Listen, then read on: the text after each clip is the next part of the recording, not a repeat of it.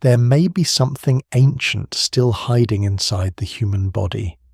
Not a lost organ, not some forgotten instinct, but a primitive trait our species once depended on to survive a far harsher world. For millions of years, it helped shape the way our ancestors moved, sensed danger, endured pain, and adapted to landscapes that no longer exist. Most of it is gone now, but not completely.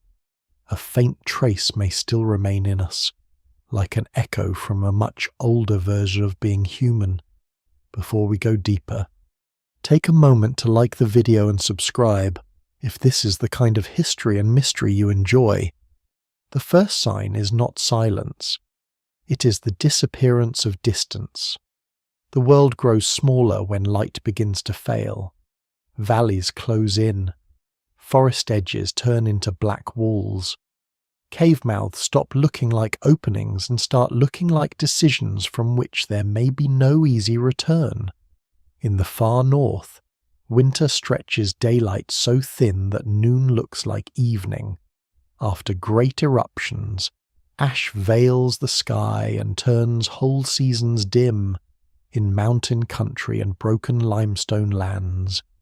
People already used to sleeping beneath rock begin spending longer portions of life inside it. And in every age before electricity, darkness is not an inconvenience. It is a force. It erases paths, confuses memory, distorts sound, and makes even familiar ground feel newly dangerous. For most of human history, night belongs to cold, to predators, to unseen cliffs and sudden panic.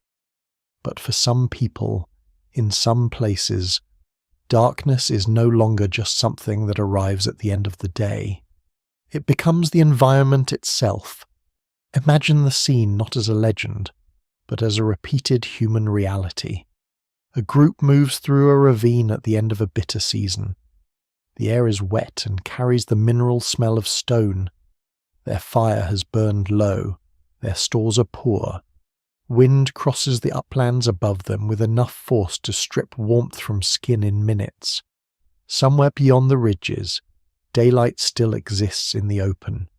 But here, in the folds of the earth, it comes late, leaves early, and never fully settles. They know this train because they have learned that survival does not always belong to the strongest band or the boldest hunter. Sometimes it belongs to the group willing to live where other people hesitate to remain. At the threshold of the cave, they do what human beings have done for an astonishingly long time. They choose shelter over horizon. They choose enclosure over exposure. They carry their lives inward. This is where the old caricature of prehistory begins to fail. The popular image of ancient humans stumbling half-blind through caves has always been too simple to be useful. Most prehistoric people do not live buried in darkness full-time, and scholars have been careful for decades to separate fantasy from evidence. Yet the evidence also shows something more interesting than the cliché ever allowed. Again and again, humans enter dim environments and remain there longer than convenience alone would explain. They return to the same caves over generations. They carry children into them. They paint far inside them. They leave hearths, footprints, broken tools, butchered bone, polished lamps, twisted fibres, and handprints pressed against stone walls so deep underground that reaching those chambers requires intention, planning, and the steady management of fear. These are not merely visitors glancing into the dark and retreating. In some places, they are people learning how to endure it. What survives in the record suggests that darkness becomes important to human life in more than one way. Sometimes it is seasonal. Long winters, cloud-heavy coasts, dense forests, and high latitudes create weeks or months in which useful light is scarce and movement is limited. Sometimes the darkness is geological. Karst landscapes, volcanic tubes, and deep caverns open protected spaces that can hold warmth, shield people from wind, and preserve resources. Sometimes it is catastrophic. Smoke, dust, ash, and abrupt climate stress narrow the margin of survival until whatever shelter exists becomes part of a desperate calculation. No single explanation fully accounts for why certain groups seem to have spent so much time in such conditions, because prehistory rarely offers one clean answer. But the pattern is real enough to matter. Humans repeatedly push into dim places and, more importantly, they learn not simply to endure them, but to organize life around them. Before we go deeper, take a moment to like the video and subscribe. If this is the kind of history and mystery you enjoy, to understand why that matters, it helps to strip away the modern assumption that darkness is empty. To ancient humans, darkness is crowded. It is full of breath, echoes, animal movement, dripping water, memory, and threat. A cave at night is not just a dark room. It is a living geography of cold pockets, hidden ledges, sudden shafts, stale air, and chambers that magnify the smallest sound until it seems to come from everywhere at once. In open country, moonlight and stars can at least draw a faint map. Underground, those distant lights are gone. Beyond the reach of flame there is no outline, no reassuring horizon, no visible limit. That is one reason the archaeological traces from deep cave zones are so powerful. They reveal that some people were willing to go where human instincts would usually say not to go, and once there, they did not merely perform rituals and leave. In certain cases, they built small, practical worlds under stone. The forgotten humans of this story are not one lost tribe with a name history failed to record. They are something both larger and more elusive, scattered bands, isolated communities, perhaps generations of people in different regions and periods who faced a similar pressure and solved it in a similar way. The title survives only in spirit because the record does not preserve a neat identity for them. No inscription names them. No historian watched them pass. What remains are fragments, soot on cave ceilings, lamp residues in stone hollows, footprints of adults and children side by side, animal bones dragged into shelter, marks of repeated occupation, and a growing realization among archaeologists that darkness was not always the edge of human life. Sometimes it was the center of it. There is temptation to romanticize this, to imagine ancient cave dwellers as guardians of secret wisdom or prototypes of an underground civilization. That temptation should be resisted. Scholars still debate how permanent many of these occupations really were, and the evidence remains incomplete in ways that matter. A cave with signs of repeated use across centuries does not necessarily mean one group lived there continuously. Deep chamber art does not prove full-time residence in the darkest zones. Many finds represent episodes, seasons, returns, and overlapping generations rather than one uninterrupted existence. Yet uncertainty does not make the story weaker. It makes it more human. Real survival is often partial, improvised, and messy. People do not need to become creatures of the underworld for darkness to reshape who they are. It is enough that they spend too long in it, rely on it too heavily, or pass through one bad century in which shade, smoke, stone, and night begin deciding the terms of life. Some of the most revealing clues come from places that seem, at first glance, almost impossible for sustained use. Deep cave systems in Ice Age Europe preserve paintings, torches, hearth traces, and footprints from people navigating slick passages and tight squeezes with astonishing confidence. At sites in high latitudes, Human groups endure winters so dark and cold that every domestic task depends on disciplined use of fire, fat, and shelter in volcanic landscapes. Lava tubes provide refuge from temperature extremes and exposure in forested or mountainous regions. Overhangs and rock shelters become stable anchors in territories where open camps are harder to defend or heat. These are not all the same story, but they rhyme. Again and again, certain humans survive by accepting a bargain others might reject: less sky, less visibility, less freedom of movement, in exchange for protection from a harsher world above. And above is often harsher than memory likes to admit. Prehistory is not one endless struggle, but it is full of sharp local crises. Climate swings alter prey routes, grassland contracts, forests thicken or vanish, storm patterns change, cold snaps arrive, drought strips landscapes bare. Ash from eruptions can poison water and suppress sunlight far from the volcanic source. Even without grand catastrophe, ordinary winters before modern technology are punishing enough. For a small group with children, older adults, limited fuel, and uncertain food, the right shelter can mean the difference between endurance and disappearance. In that context, darkness becomes strangely practical. A cave may be damp, smoky, and dangerous, but it doesn't blow away in a storm. It does not need to be rebuilt every season. Stone walls hold temperature better than open wind. Entrances can be watched. Supplies can be hidden.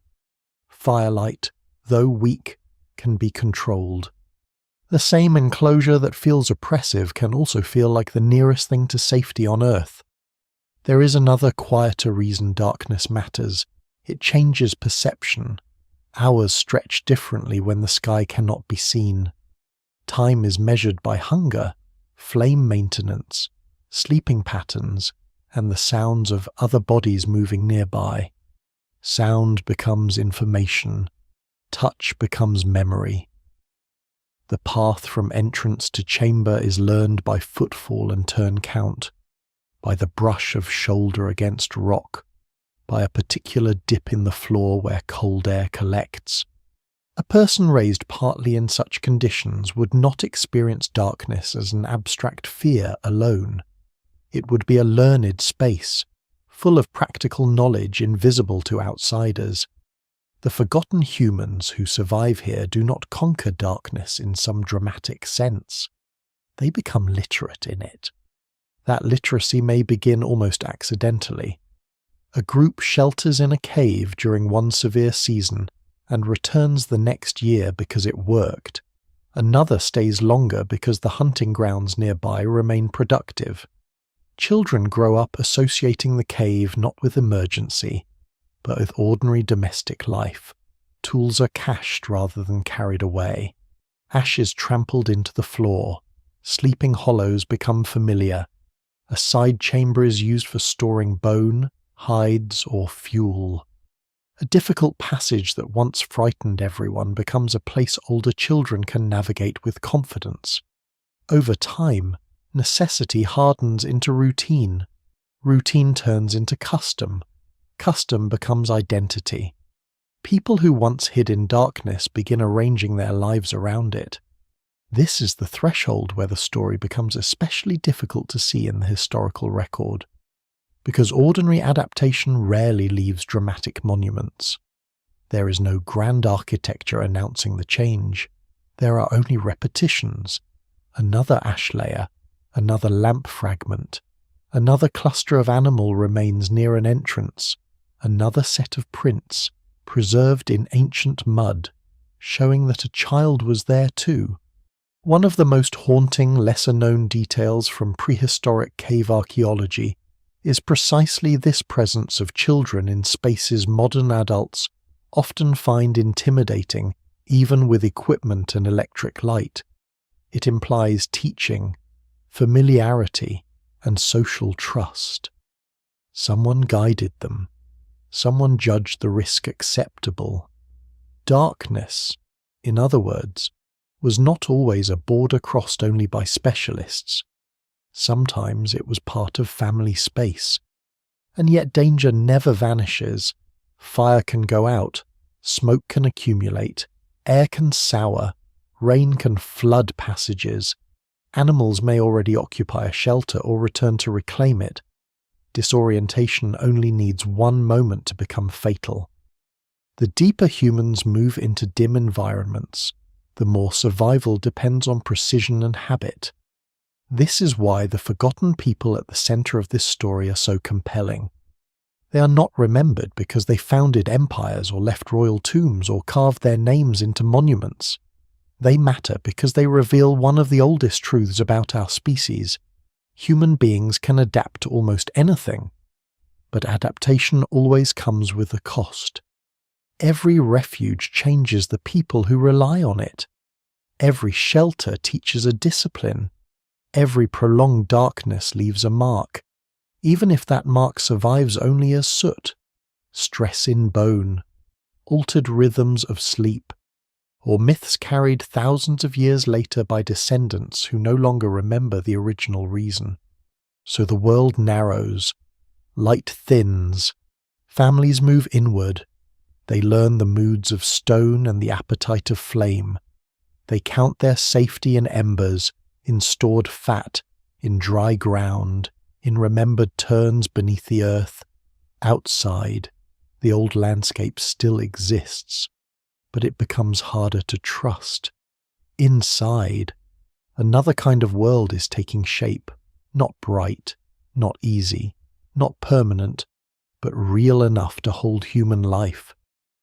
The forgotten humans who survive in darkness do not vanish at the start of the story.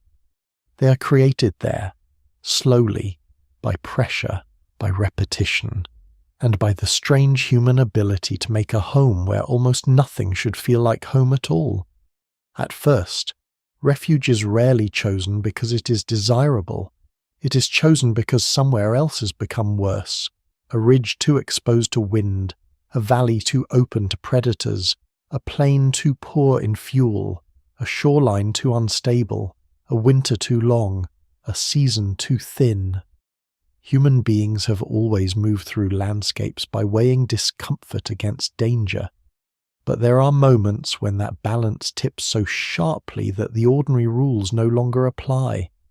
A place once used only in storms becomes a base for weeks. A shelter visited between hunts becomes the center of camp. The cave, the overhang, the crack in limestone, the volcanic tunnel, the deep forest hollow where daylight barely reaches the ground, all begin to offer something more valuable than comfort. They offer reliability. In uncertain worlds, reliability can look almost sacred. This is how harsh landscapes create strange homes. Not through one dramatic decision, but through repetition under pressure. A small band returns to the same rock shelter because the entrance faces away from the killing wind. Another prefers a cave above a ravine because animals still cross below, and water can be reached without exposing the whole group. In upland regions, stone walls absorb warmth from the day and release it slowly at night. In freezing climates, snow and rock together can mute the violence of the weather. In darker woodlands, where thick canopies already reduce the usefulness of open camps, the line between surface shelter and underground refuge begins to blur. The environment presses inward from every side, and humans answer by moving into whatever pockets of stability they can find. It is easy to forget how much of pre-modern life depends on shielding the body from loss. Loss of heat, loss of dryness, loss of visibility, loss of stored food, loss of fire. Every one of those losses compounds the others. Wet fuel smokes and fails. Smoke ruins sleep and breath. Bad sleep weakens judgment. Weak judgment wastes calories. Wasted calories make cold feel sharper. In such conditions, Even a miserable shelter can be better than open beauty. The record of human occupation in difficult environments often looks underwhelming precisely because survival does not leave elegant remains. It leaves small practical victories: repaired hearths, scraped sleeping areas, bones cracked for marrow, stones positioned to brace wind, repeated use of narrow interior spaces where bodies can conserve warmth. These details do not sound heroic, but they are the architecture of endurance. For the forgotten humans of this story, the move toward darker refuges begins in that practical register. There is no reason to imagine them as people drawn to caves by mystery alone. The first pull is far more basic. They need protection. They need somewhere children can be kept alive through bad weather. They need a place where the vulnerable do not have to be moved every time conditions turn violent. They need walls that do not depend on timber being available, and roofs that cannot be torn away by one ugly night. A cave offers some of that immediately. A deep rock shelter offers some of that more cheaply than building from nothing each season. Even dense, dim forest interiors can serve a similar function, especially where visibility from afar matters less than remaining hidden, insulated, and close to predictable resources. What survives in the record suggests that many prehistoric groups are highly flexible in how they use such places. They do not simply abandon open-air living and vanish beneath the earth. They oscillate.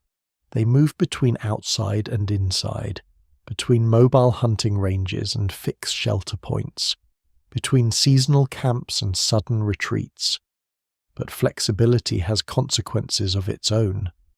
The more often a refuge proves useful, the more likely it is to gather tools, ash, stored materials, and memory.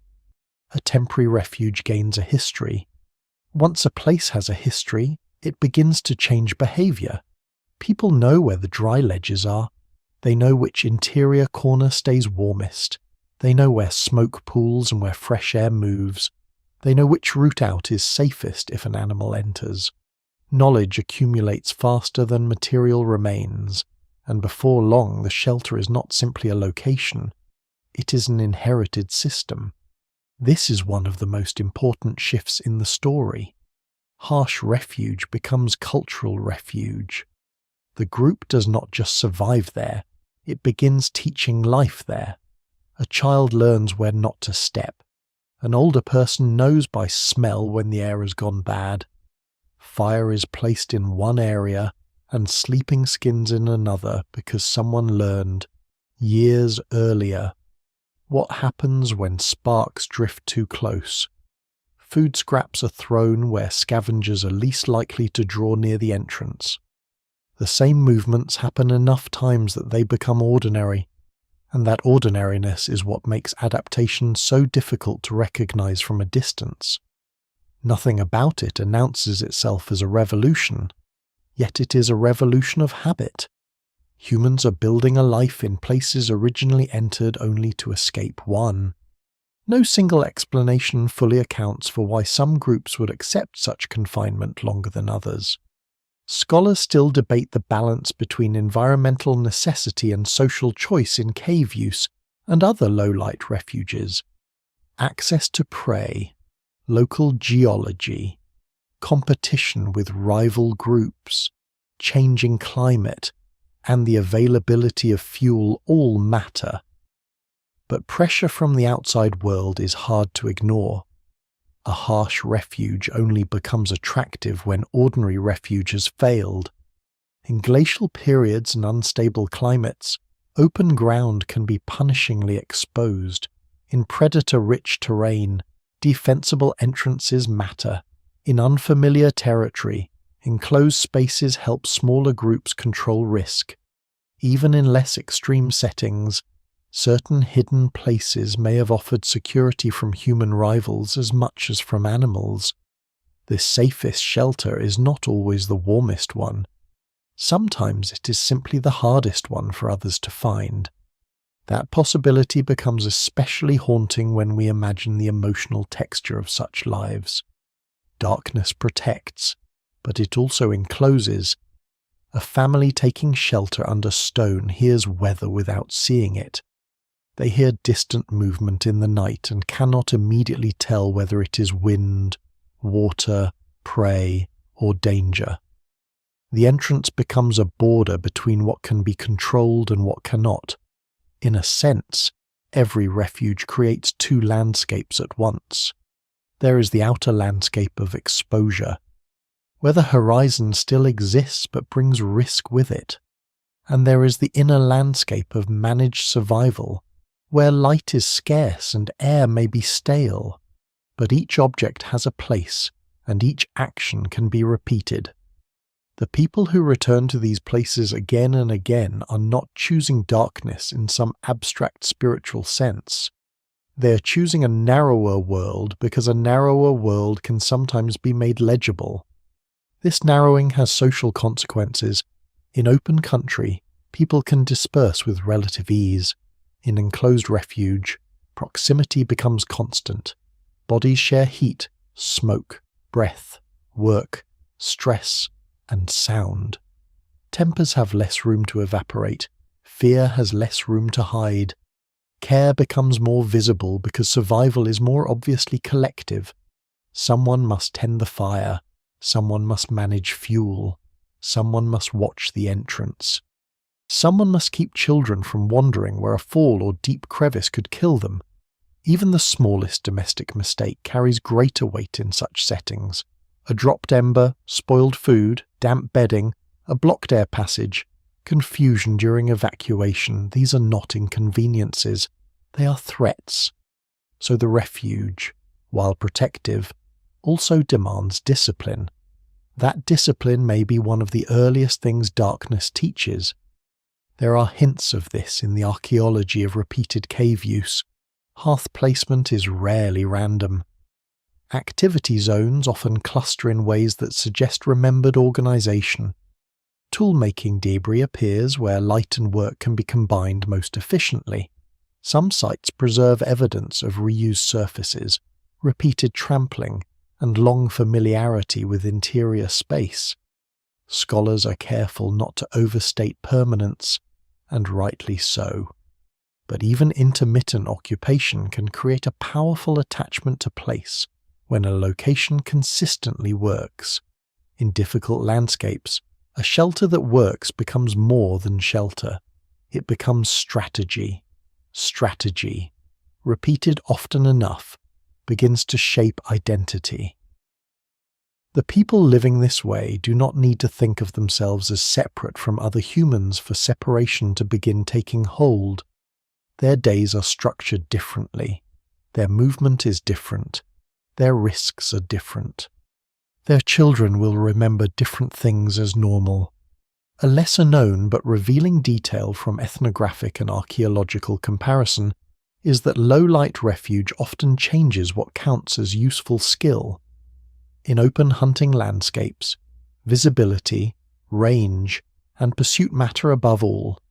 In dim enclosed environments, other talents rise in value. The ability to remember routes, the ability to judge airflow, fine control of small flames, sensitivity to echo, dripping water, and subtle sound changes, the patience to work in constrained posture, the calm required not to waste movement in darkness. None of these qualities leave obvious monuments, yet they may be among the most important adaptations of all. A person awkward in open grassland might be invaluable in a cave. A child observant enough to memorize passage turns might contribute more than brute strength. Under pressure, the environment quietly edits what a community rewards. And then there is fear, which never disappears no matter how often a place is used. Familiar darkness is still darkness. A known cave can still collapse. Water can still rise after rain. Animals can still return. A person can still lose orientation only a short distance beyond the torch's reach. This is why the transformation of a refuge into home is so striking. Home is usually imagined as a place where fear diminishes. Here, fear becomes domesticated instead. It is folded into routine. People sleep beside it. They work around it.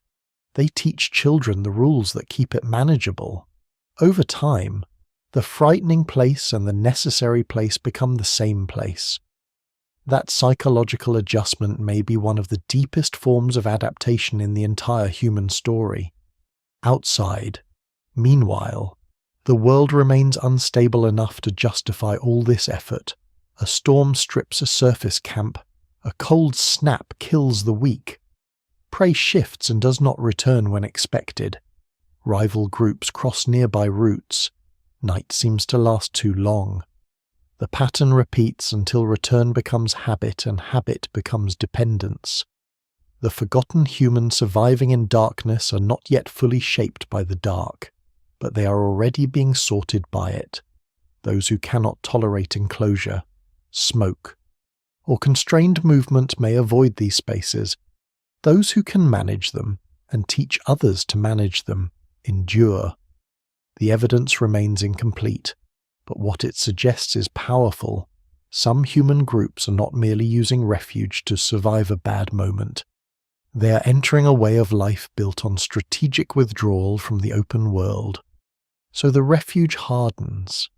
Ash deepens underfoot. The entrance path becomes worn. Familiar objects wait where they were left. The children no longer hesitate where their parents once did. A harsh place grows organized, then inhabited, then remembered. It is still temporary by the standards of later civilizations, still vulnerable, still uncomfortable, still one flood or failed fire away from catastrophe. Yet it holds, and because it holds, people return. The dark shelter becomes the dependable point in an unreliable world, the place where the group regathers after every uncertainty above ground. In that repeated act of return, something quietly irreversible begins. The refuge is no longer simply where they hide. It is where they belong when the world outside becomes too dangerous to trust. The first mastery is not courage. It is procedure. Darkness does not reward bravery for very long, at least not the reckless kind. It rewards repetition, restraint, and memory. A person entering a dim shelter for the first few times notices only the obvious things: the cold wall, the smell of damp earth, the shrinking circle of firelight, the sense that the world has ended a few steps beyond the flame. But after weeks, months, perhaps generations of repeated use, the darkness begins to divide itself. It is no longer one condition. It becomes a map of subtle differences. This stretch of ground is safe even when the light is weak. That corner traps smoke. This bend amplifies footsteps from the entrance. That chamber keeps a steadier temperature. The low ceiling ahead forces bodies to crouch. The floor drops unexpectedly near the left wall.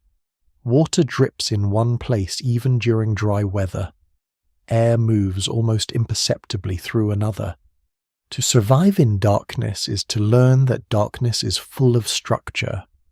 That knowledge changes everything. In open land, the eye leads. In dim spaces, the body learns to think in other ways. Hands brush stone and detect old soot, rough edges, and polished places worn smooth by use. Feet memorize the difference between safe-packed ground and treacherous loose stone. Ears become instruments, judging distance from echo, movement from dripping rhythm, danger from a sudden interruption in familiar sound. Smell matters too.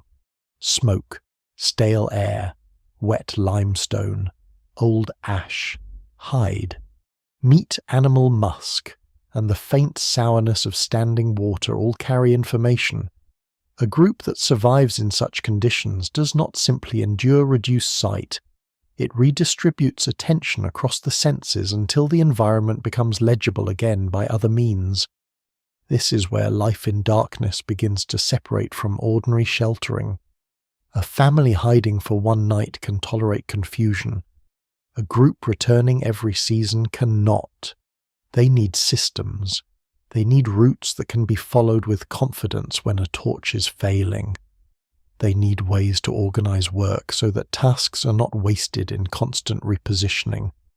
They need routines for entering and leaving, for carrying fuel, for storing tools, for checking air, for keeping children near safe spaces, for ensuring that embers are preserved through sleep and bad weather.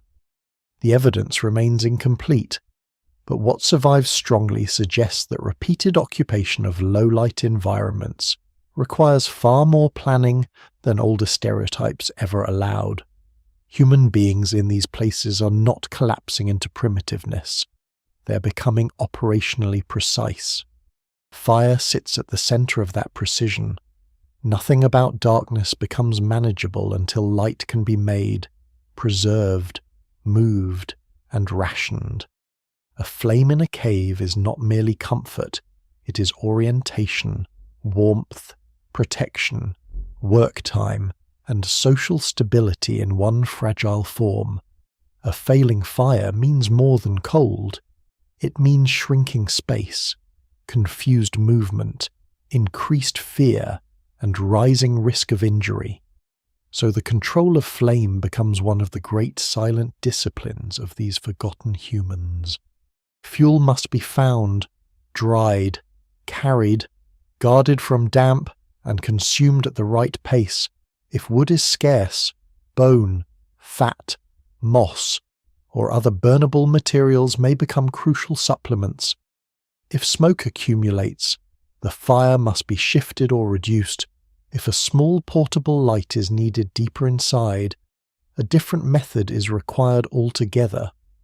In some prehistoric caves, archaeologists have found stone lamps that once burned animal fat, simple in form but remarkable in implication. Such devices suggest not just the presence of light, but the deliberate engineering of low, manageable illumination for enclosed space. That kind of light changes behavior. A torch throws drama into the cave, violent shadows, flickering walls, unstable brightness. A small fat lamp, by contrast, offers a steadier, more controlled glow. It does not reach far, but it allows fine work nearby. It allows a hand to move carefully over a surface, a person to inspect a tool edge, a route marker to be checked, a child to be watched. Lesser-known details like lamp residues, soot patterns, and burned plant fibers matter because they reveal something intimate. People were not only surviving darkness in bursts, they were learning how to shape kinds of darkness to suit different needs. There's a difference between holding back the night and living competently inside it. Movement changes too. In bright land, efficiency often means speed. In darkness, efficiency may mean exactness. A hurried body stumbles, startles, wastes strength, spills embers, and misjudges distance. A practiced body does less. It turns where it knows to turn. It stoops before impact. It places objects where they can be found again without searching. This is the kind of adaptation difficult to prove in dramatic terms, yet it may have defined daily life. A person raised in and around dim refuges would acquire a kind of spatial memory that outsiders would find almost uncanny. What seems blind to one person is routine to another. What seems oppressive to a visitor may feel ordered to someone who has internalized every surface, turn, and sound. Hunting, too, must be reimagined when reliable light is scarce. This does not mean people suddenly hunt only underground, though in some places caves and sinkholes may trap or channel animals in useful ways. More often, the problem is that low-light living changes the rhythm of departure and return. If a group is based in dim shelter, every trip outward must account for the danger of coming back late, injured, or empty-handed. Dawn and dusk become more consequential. Weather matters more. Routes must be navigable under failing light.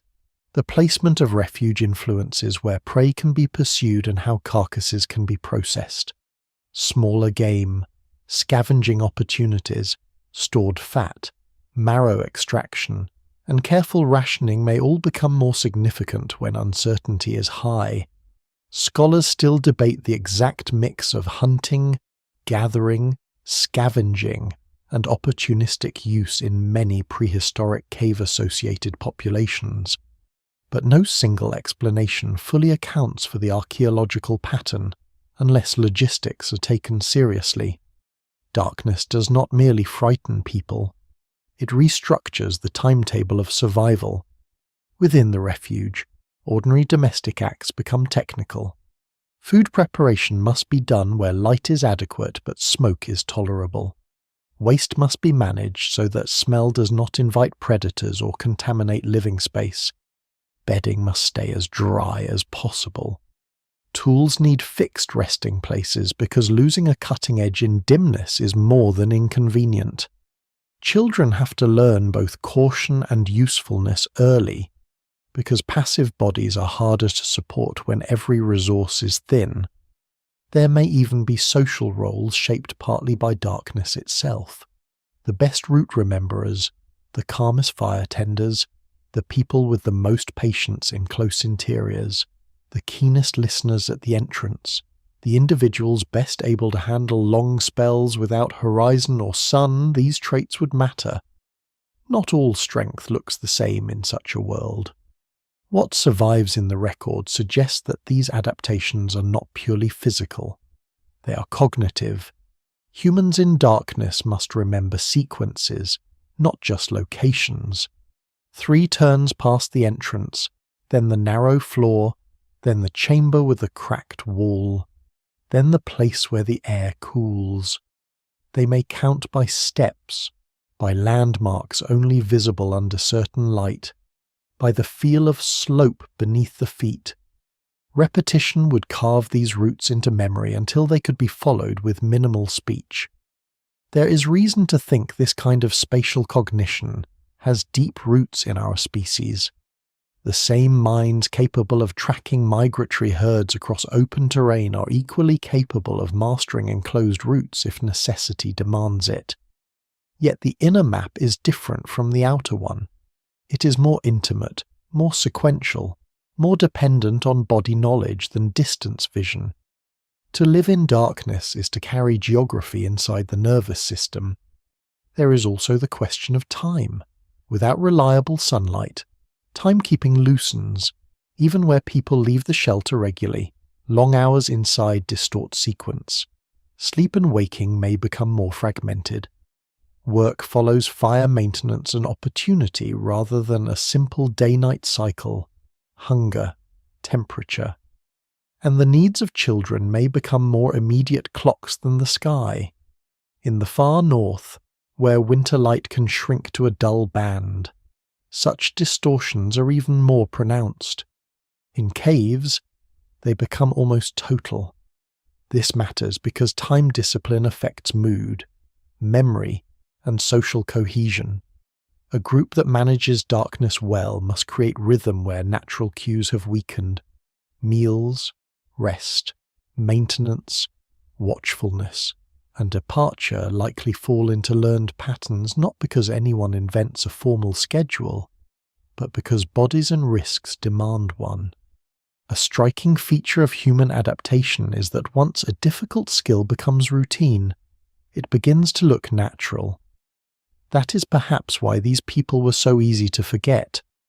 Their survival leaves behind artifacts, yes, but also absences. The absence of panic in certain footprints, the absence of chaos in activity zones, the absence of simple explanations for how children, adults, and older individuals could all pass repeatedly through intimidating environments without some deep shared competence.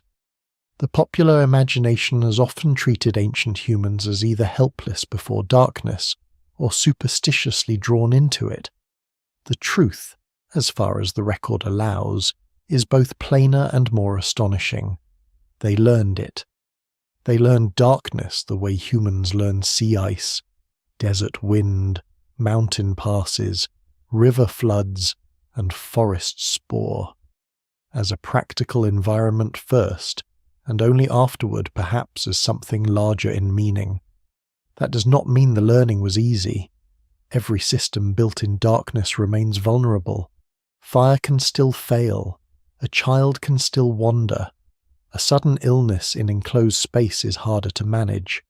Smoke inhalation, eye strain, damp-related sickness, injury, exhaustion, and psychological strain likely shadow daily life more than the record can show. Many of these costs do not fossilize well. Bone can tell part of the story, but not all. What survives in archaeology is filtered by preservation, chance, and the brutal selectiveness of time. Yet the repeated signs of organized life in low-light spaces are enough to say this much: with confidence, these forgotten humans did not stumble through darkness as victims of circumstance alone. They transformed it into a domain of skilled behavior, and skill, once inherited, becomes culture. The child who watches an elder trim a wick, shield a flame, judge smoke movement, or navigate a chamber by touch is not merely observing a technique. The child is absorbing a world model. The world is not always wide, bright, and visible. Sometimes it is close, hidden, and navigable only through disciplined attention. Sometimes safety lies inward. Sometimes life depends on knowing what cannot be seen. That lesson, taught over enough generations, would shape not only routine but imagination itself. The forgotten humans who survive in darkness begin here, in this patient education of the senses, this quiet replacement of guesswork with habit. They do not defeat the dark, they learn its grammar, and by learning it, they make possible a way of living that would have seemed unbearable to almost anyone standing in the sun. What prolonged darkness changes first is not always visible from the outside. A body can look human in every familiar way and still be living by a very different set of internal rules. That is one reason the story becomes harder here, and why scholars still debate how far such adaptations truly went. Archaeology is good at recovering stone, ash, bone, pigment, cut marks, lamp residues, and footprints. It is less good at recovering fatigue, altered sleep, strained eyes, low moods, sharpened hearing, learned calm, or the private bodily cost of living too long without open light. Yet what survives in the record suggests that darkness does not merely shape behavior. Over years and generations, it begins pressing against the body from every side, asking it to reorganize itself around scarcity, enclosure, smoke, and uncertain rhythm. Sleep may be one of the first things to shift. In a world governed by fire rather than electricity, human rest is already more segmented than modern people often imagine. Add prolonged twilight, cave life, or long winter dimness, and the structure of day and night begins to loosen further. Rest may come in intervals rather than one long, uninterrupted block. Someone must remain semi-alert to the fire. Infants wake. Smoke thickens. Weather changes at the entrance. Hunting parties leave and return on irregular schedules, in deep shelter, where sunlight no longer provides a clean clock. Sleep follows need, temperature, fear, and exhaustion as much as any celestial cycle. What that does to mood and cognition over long stretches is difficult to reconstruct, but no single explanation fully accounts for human endurance in such places without considering how radically time itself may have felt. The body, deprived of ordinary light cues, may begin living by substitutes: heat from the hearth, the dim silver shift at the cave mouth, the hunger cycle, the regularity of chores, the sound of those leaving and returning. In high latitude or heavily overcast environments, this effect grows stronger still. There are modern studies of circadian disruption and seasonal darkness, but the prehistoric situation is not identical, and simple comparison can mislead. These ancient people are not office workers under artificial light. They are mobile, physically active, exposed to cold, and dependent on immediate tasks for survival. Still, the broad lesson holds: light governs hormones, alertness, sleep timing, and mood. Reduce it severely, and the body must improvise. Some individuals may have tolerated that better than others. In a group repeatedly drawn into darkness, such tolerance would quietly matter. Vision itself presents a paradox.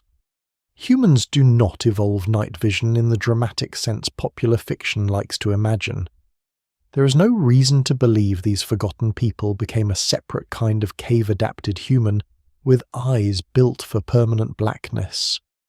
The evidence for that is not there, and fringe ideas of underground races remain unsupported. But there is a great deal of space between magical transformation and no adaptation at all. A person raised in dim environments can become vastly better at reading faint contrasts, orienting under poor light, and using peripheral cues that brighter living tends to dull. Pupils respond, attention sharpens. The brain learns which visual fragments matter. Combined with memory and touch, even weak light becomes more informative than it would be to an outsider. The body is not redesigning the eye so much as retraining perception around what little the eye can still offer. Hearing may become even more important. Sound behaves differently in enclosed stone spaces, and anyone who has stood in a cave knows how quickly the ear begins searching for pattern: dripping water, shifting air, distant footsteps, the scrape of hide, the crackle of fat in a lamp, the different echo of a wider chamber ahead. All these become signals. Over time, a group may come to rely on sound not only for warning but for orientation. One surprising implication of this is social. Speech inside darkness would have to be disciplined. Too much noise confuses information. Too little creates isolation. A soft call from near the entrance, the scrape announcing a returning person, the repeated knock or whistle used to signal location. These are plausible behaviors even where direct evidence is sparse. Because the environment almost requires some equivalent, what survives in the record suggests competence, and competence in darkness is rarely silent accident. Then there is breath. Enclosed life means air is never taken for granted. Smoke from hearths and lamps can irritate the eyes, inflame the lungs, and stain ceilings black over time. This is not a small inconvenience, but a serious physiological burden. Archaeologists studying repeated cave occupation often pay close attention to ventilation, soot traces, and hearth placement for exactly this reason. A chamber that seems comfortable to a modern visitor for a few minutes may have been miserable over a long cold season if the smoke pooled low or the air turned stale. People living this way would learn by harsh experience where fires could burn safely, how much fuel could be used before breathing worsened, and which spaces were worth occupying at all. The body, meanwhile, would be under constant pressure from irritation, especially among children and older adults. The forgotten humans who endure in darkness do so partly by learning where not to breathe deeply. Nutrition also changes under such conditions. A life centered around refuge favors foods that store, transport, and burn well in the body. Fat becomes especially valuable, not only as food, but sometimes as fuel, marrow, rendered grease, preserved meat, dried plant matter where available, and every reliable calorie take on added importance when foraging windows narrow and weather blocks movement. A colder, dimmer, more enclosed existence taxes metabolism in ways the archaeological record captures only indirectly. Bone chemistry, cut-marked remains, hearth residues, and butchered animal parts hint at subsistence strategies. But the daily physical sensation behind them is easier to imagine than to prove the constant negotiation between energy spent and energy replaced. In darkness, inefficiency becomes expensive very quickly. The body can tolerate discomfort for a time. It cannot tolerate chronic caloric miscalculation for long. All this pressure inevitably shapes social behavior. People in prolonged low-light refuge do not simply need one another emotionally. They need one another mechanically. One person alone cannot maintain every function at once for long. Fire tending, fuel collection, child supervision, route memory, tool upkeep, food processing, entrance watchfulness, water gathering, waste control, and hunting preparation all compete for attention. In open country, some of these tasks can be spread out over more flexible space. Under stone or in dim enclosure, they overlap and interfere. That makes cooperation more visible and conflict more dangerous. The evidence remains incomplete, but what survives in the organization of repeated occupations strongly suggests shared routines rather than chaotic crowding. That, in turn, implies something crucial. Bodies under environmental pressure may produce cultures of stricter domestic discipline. Children would feel these pressures intensely. We know from footprints and occupation evidence that children are present in some prehistoric cave contexts, sometimes deeper than modern assumptions would predict. That fact alone is extraordinary. It means darkness is not reserved only for hunters, ritual specialists, or desperate final refuge. It is part of life being taught. A child growing up this way would develop balance, caution, route memory, and a practical relationship with fear very early. At the same time, such a child might be physically vulnerable to smoke, cold, infection, vitamin deficiency, or injury in ways we can only partly reconstruct. Scholars still debate how common longer-term low-light living really was for family groups, but the traces that do exist point toward something more demanding than occasional sheltering. They point toward upbringing under constraint. The mind, too, would absorb the environment. Long periods in darkness can compress attention inward. Small changes feel large because the world available to the senses is smaller. A flicker, a sound, a draft, a missing tool, a weak ember, the smell of something spoiled. Any of these can alter the emotional temperature of a whole shelter. Conversely, small comforts matter more. Shared warmth, a stable flame, familiar voices, the predictability of repeated tasks.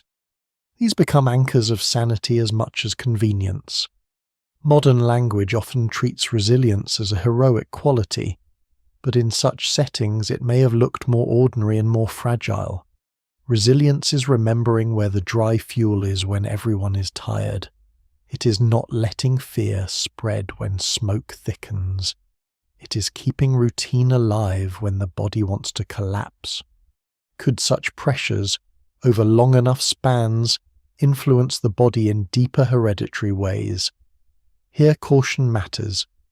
Human biology is always changing at some level, and isolated populations in demanding environments can show shifts in metabolism, stature, disease resistance, and circadian response over long periods. But when it comes to specific populations surviving in darkness, The evidence does not support grand claims of a distinct hidden people, biologically remade for cave life. What survives in the record suggests adaptation through behavior, learning, and perhaps modest selection on tolerance traits rather than dramatic transformation. That distinction matters because it keeps the story honest. These forgotten humans are not fascinating because they ceased to be human. They are fascinating because they remained human under conditions that pushed human flexibility close to its edge. And at the edge, bodies tell truths that stories later forget. Knees ache from crouching passageways, eyes sting, lungs burn, sleep breaks apart, fear rises too quickly, hunger sharpens tempers. Children learn caution early because injury is less survivable here. Older adults may become repositories of root knowledge precisely when their bodies can no longer contribute as much raw labour. The strong may not always be the most valuable. The calm may matter more. The attentive may matter more. The one who notices the air has changed may matter more than the one who can run fastest across open land. Darkness rearranges usefulness, and usefulness, over time, rearranges status. So the pressure deepens. The body adjusts where it can, suffers where it must, and learns to live by signals far subtler than daylight and open weather. These people are not becoming creatures of the cave in any mythical sense. They're becoming experts in a narrow human possibility, a way of surviving where the margin for bodily error is painfully small. And that narrow possibility leaves traces not only in soot and stone, but in a broader truth about our species. Human beings do not need ideal conditions to persist. They need enough structure, enough cooperation, enough memory, and enough control over the basics of heat, breath, and rest to keep going one season longer than the landscape expects. In darkness, that is what the body is forced to become, not transformed, not invincible, but disciplined into endurance. Once a refuge begins to hold repeated human life, it starts changing in meaning. The cave is no longer just shelter from the weather, no longer simply a temporary answer to wind and exposure. It becomes organized space. The darkness inside it is divided, named in memory if not in language we can recover. One chamber is for sleeping because the ground there stays drier.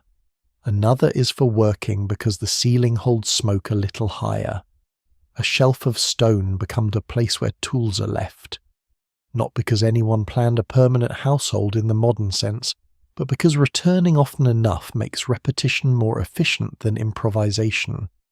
Over time, the underground world expands not necessarily by digging deeper, but by becoming mentally inhabited.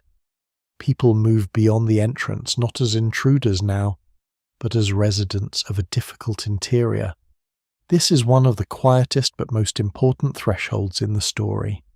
Human beings have always been experts at turning raw space into usable space. A branch becomes a marker, a wall becomes protection, a hearth becomes a center. In caves and other dim refuges, that instinct continues under much harsher constraints. The absence of daylight means organization matters more. The further inward people move, the less forgiving confusion becomes. One misplaced object in the dark can delay a needed task. One badly chosen sleeping area can mean damp bedding, worse rest, sickness, and wasted heat. So the underground world does not expand by chance. It expands through successful routines repeated often enough to become structure. What survives in the archaeological record strongly supports this kind of spatial distinction, even if scholars remain cautious about how permanent it really was from site to site. Some caves show repeated hearth zones, clusters of debris associated with tool-making, concentrations of animal bone in particular areas, and traces of movement through specific passageways. Not every cave tells the same story. Some were clearly used only briefly. Some seem to have served ritual or symbolic purposes more than domestic ones. Some were revisited across long periods by different groups with very different needs. The evidence remains incomplete, and no single explanation fully accounts for every underground site. But enough patterns recur to make one conclusion hard to avoid. Humans were often doing more than merely hiding in these spaces. They were ordering them. That ordering creates a strange kind of interior geography. Near the entrance, there is light, air, noise from outside, and easier access to fuel and departing routes. This threshold zone is often the most practical place for ordinary life. It allows smoke to escape more easily. It reduces the amount of artificial light needed. It makes entry and exit less dangerous. It is where one might expect much of the domestic work to cluster, and often it does.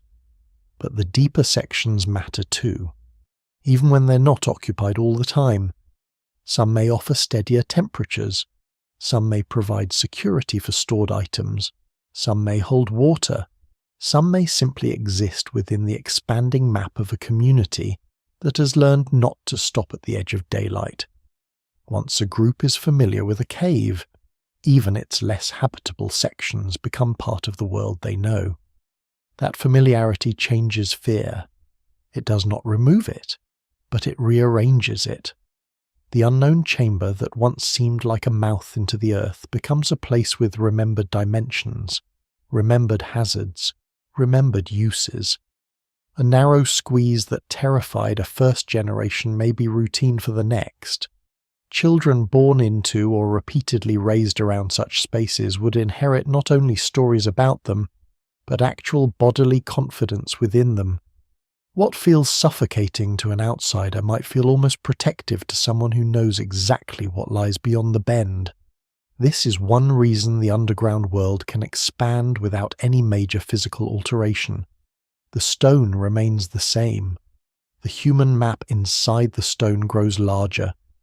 There is a revealing contradiction here. Caves are often treated as the opposite of human settlement, as raw nature, untouched and hostile. Yet repeated occupation blurs that line. A cave shaped by smoke, foot traffic, stored material, sleeping hollows, lamp use, and remembered pathways is no longer untouched. It is not built in the conventional sense, but it is domesticated in layers of behavior. Even the walls can change meaning. In some places they hold soot from generations of flame. In others they hold markings, engravings, or paintings made far beyond the zone where practical daylight reaches. That does not mean every decorated cave was a home, and scholars are right to resist that simplification. But it does mean the underground world could be more than an emergency refuge. It could become a place of action, memory, and repeated return deep enough to matter culturally. A lesser-known detail in cave archaeology is how often the ordinary and the extraordinary seem to brush against one another. A chamber might preserve evidence of butchery and hearth use in one layer, and traces of symbolic behavior in another, or even nearby. The same cave system can contain both practical living zones and spaces that seem set apart. That does not make such caves mystical kingdoms. It makes them human places. Human beings rarely keep necessity and meaning fully separate. The place where food is prepared can also become the place where stories are told. The place where danger is managed can also become the place where memory settles, in darkness especially, where the environment presses itself so hard upon the mind. The line between useful space and charged space is unlikely to remain clean for long. As the underground world expands in human experience, it also changes logistics above ground. A cave that functions as a reliable anchor alters movement patterns across the surrounding landscape. Hunting routes are planned around return distance. Fuel must be gathered with inward transport in mind. Water access becomes part of the daily equation. If the shelter is high on a slope or deep in broken terrain, every carried load costs labour and time. This means the underground world is never separate from the outer one. It is fed by it constantly. People do not become detached from the surface. They become tied to it through a more demanding relationship. Every bundle of wood, every carcass portion, every toolstone fragment, every skin or container brought into darkness proves that the cave is now embedded in a wider survival network. That network may have seasonal rhythm. Many of these places were probably not occupied in exactly the same way year-round. Some offered winter refuge. Some served as storm shelters, processing sites, or strategic waypoints. Others may have been revisited during migrations of prey or periods of local instability. Scholars still debate the exact duration and character of occupation at many key sites, and it is important not to overstate what archaeology can prove. But seasonality does not weaken the argument. A place does not need to be lived in continuously to become socially central. If a group returns every hard season, every dangerous stretch, every time the world outside becomes unreliable, that place becomes part of identity whether or not it is occupied every day of the year. An identity changes space in return. The people most familiar with a cave become its interpreters. They know which sounds matter. They know where valuables or vulnerable members of the group should be placed during bad weather. They know whether a chamber is worth the smoke burden it imposes, whether a passage floods after rain, whether animal traces near the entrance mean caution or opportunity. This knowledge is not trivial. In a difficult environment, it is the difference between using a refuge and belonging to it. Belonging, in this sense, does not mean ownership. It means competence accumulated so deeply that the space begins shaping social roles and expectations. Children again reveal the depth of that process. The presence of younger individuals in cave context hints at more than accompaniment. It suggests apprenticeship in the use of underground space. A child learns where flame may be carried safely.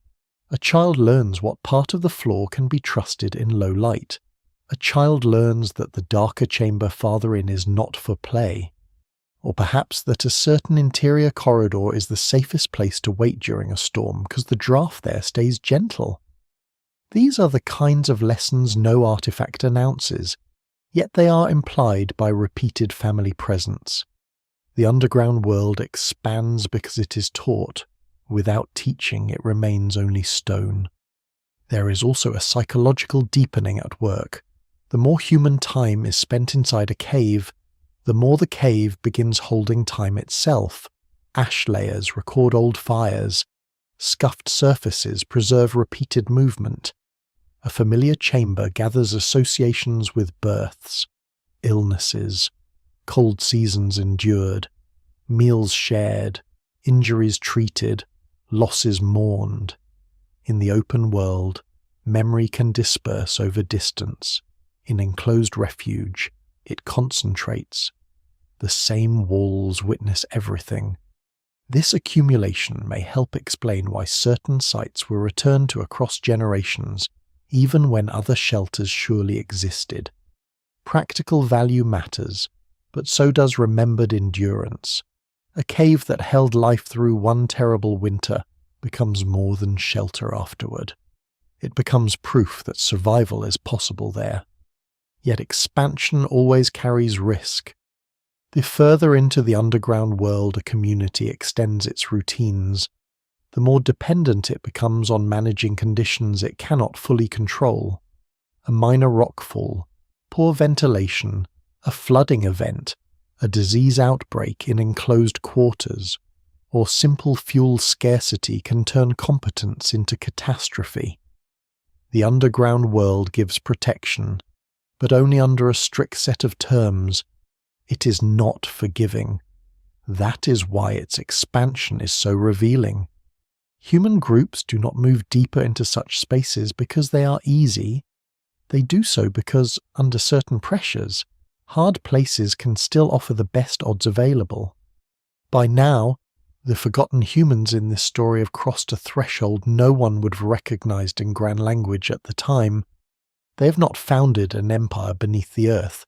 They have done something more intimate and, in many ways, more impressive. They have taken a space built by geology and turned it into a working human environment. They have stretched domestic life into darkness, carried order inward, and made the underground world larger through knowledge, custom, and repeated survival. The cave is still dangerous. It is still cold, smoky, and always one failure away from disaster. But it is no longer merely where they retreat. It is where parts of life now happen by design. And once life begins happening by design in darkness, the story can no longer be told as simple refuge. It has become adaptation in its fullest sense. In darkness, the simplest technologies become absolute.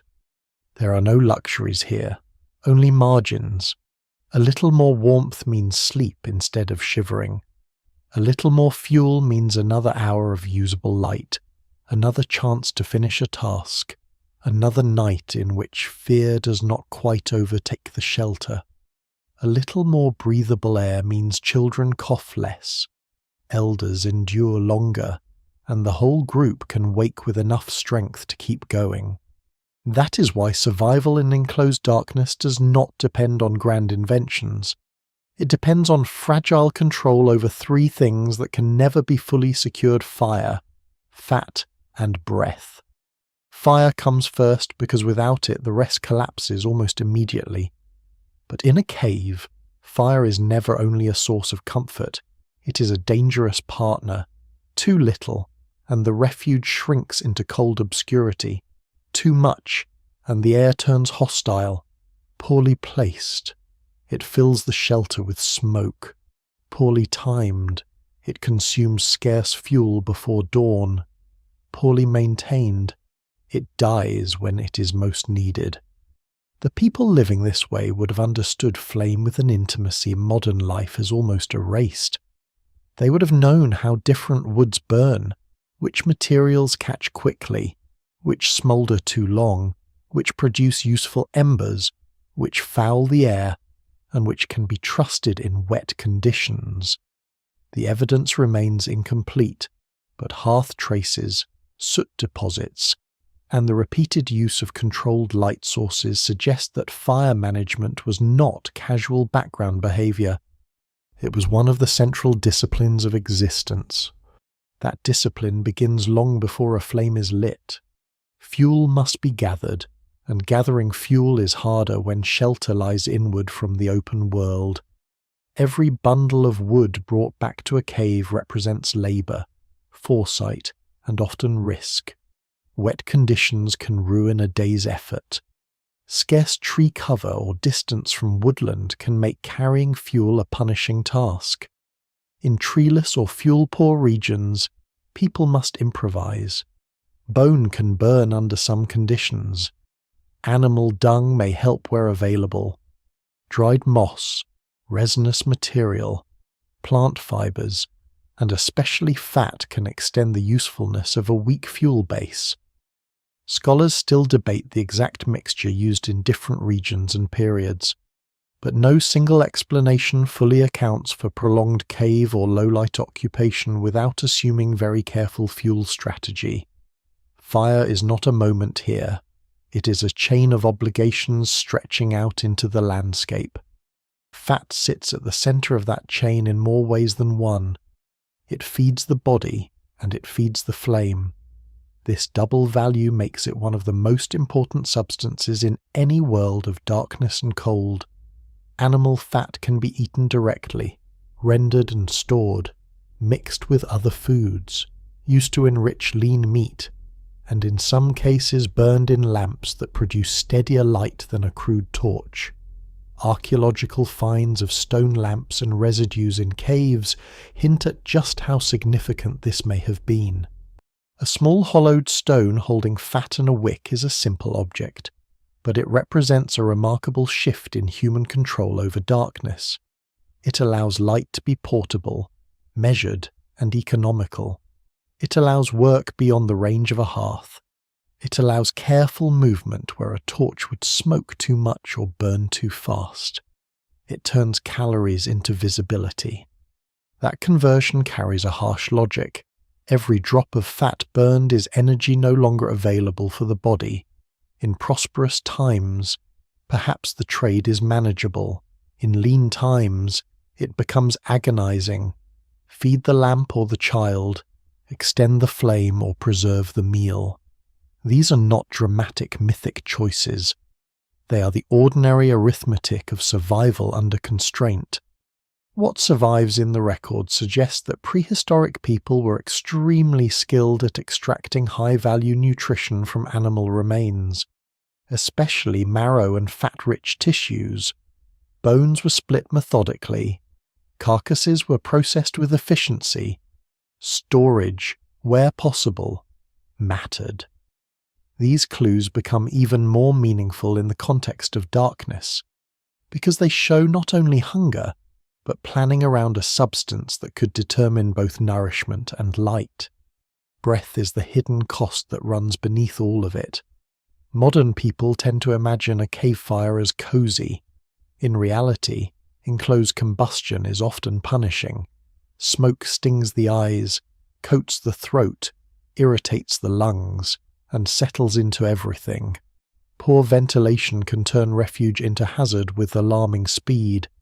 Archaeologists examining cave use often pay close attention to where hearths were placed, how soot accumulated, and which chambers show signs of repeated burning. Because these details reveal that ancient people were negotiating a constant compromise. The warmest chamber might not be the most breathable. The safest interior zone might trap smoke. A broad entrance may solve air problems while exposing the group to wind. Every improvement creates another vulnerability. This is why cave life, or any sustained life in darkness, is never simply about finding shelter. It is about engineering tolerable atmosphere from imperfect conditions. Fire must be small enough not to poison the air, but large enough to warm bodies and keep dampness at bay. Lamps must give enough light to justify the fat consumed. Sleeping areas must sit where smoke thins, but not so far from heat that cold overwhelms them. Work zones need light. Yet prolonged exposure to smoke makes concentration and comfort harder. Even the timing of tasks likely mattered. A certain chamber may be tolerable for cooking or butchery during one phase of the fire, and nearly unusable later. The forgotten humans who survive in darkness are, in this sense, always managing a changing indoor climate with almost no margin for error. A lesser known but important detail is that smoke itself can shape the life of a shelter over time.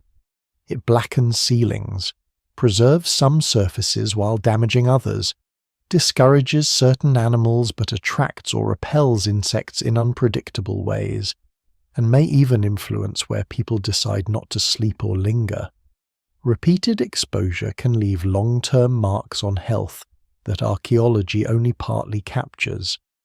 It is plausible that chronic respiratory irritation, eye problems, headaches, and fatigue were common among people repeatedly living with enclosed fires, yet those same fires also deterred predators, dried damp materials, toughened or cured certain substances, and made social life possible after light failed.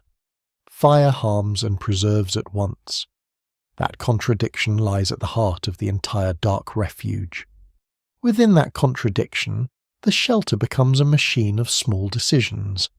Someone must judge when to feed the fire and when to let it fall. Someone must know whether the last good fat should go toward a lamp for deeper movement or toward food that restores strength. Someone must detect when air has turned bad before children begin coughing hard or flames start burning strangely. These are not minor tasks delegated casually. They are central roles, in such an environment. A person skilled in reading flame behavior or airflow may be as valuable as the strongest hunter. Darkness rearranges what competence looks like. The person who can keep a shelter habitable may matter more than the one who can move fastest in the sun. That rearrangement likely affects social hierarchy in subtle ways. Strength and hunting skill never cease to matter, but domestic mastery becomes far more consequential when domestic space itself is difficult to keep livable. A careless person is costly. A patient one becomes essential.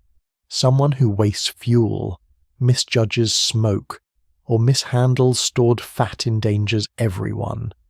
Someone who preserves embers through a storm, finds a dry reserve of fuel, or maintains a clean-burning lamp protects the future of the group more quietly, but no less decisively. The evidence remains incomplete, but what survives in the practical organization of cave-associated living strongly suggest cultures of attentiveness rather than casual improvisation. Darkness punishes carelessness too quickly for anything else to last. Children would have learned this early, long before they could hunt effectively.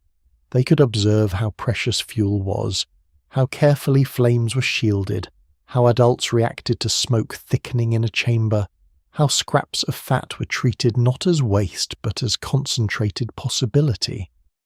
They would learn not to play near the lamp, not to obstruct air movement, not to scatter the stored kindling, not to sleep too close to embers, not to panic if the light faltered. These lessons sound mundane because all real survival lessons do. Yet together they form a culture of technical intimacy with the elements. Fire is not spectacle, it is duty. Fat is not merely food, it is reserve power. Breath is not unconscious background, it is something watched. There is also a wider ecological cost behind all this. A refuge that depends on constant fuel eventually alters its surroundings. Nearby wood becomes scarce. Animal resources may be pressured. Repeated traffic carves routes into the land between shelter, water, and fuel zones. The underground world cannot sustain itself without outward extraction. That means the very success of dark survival can sow future fragility. The group becomes better at living inside, but more dependent on maintaining supply from outside. If prey shifts, if weather worsens, if nearby fuel is exhausted, the whole system tightens. The cave that once solved a crisis can become another trap.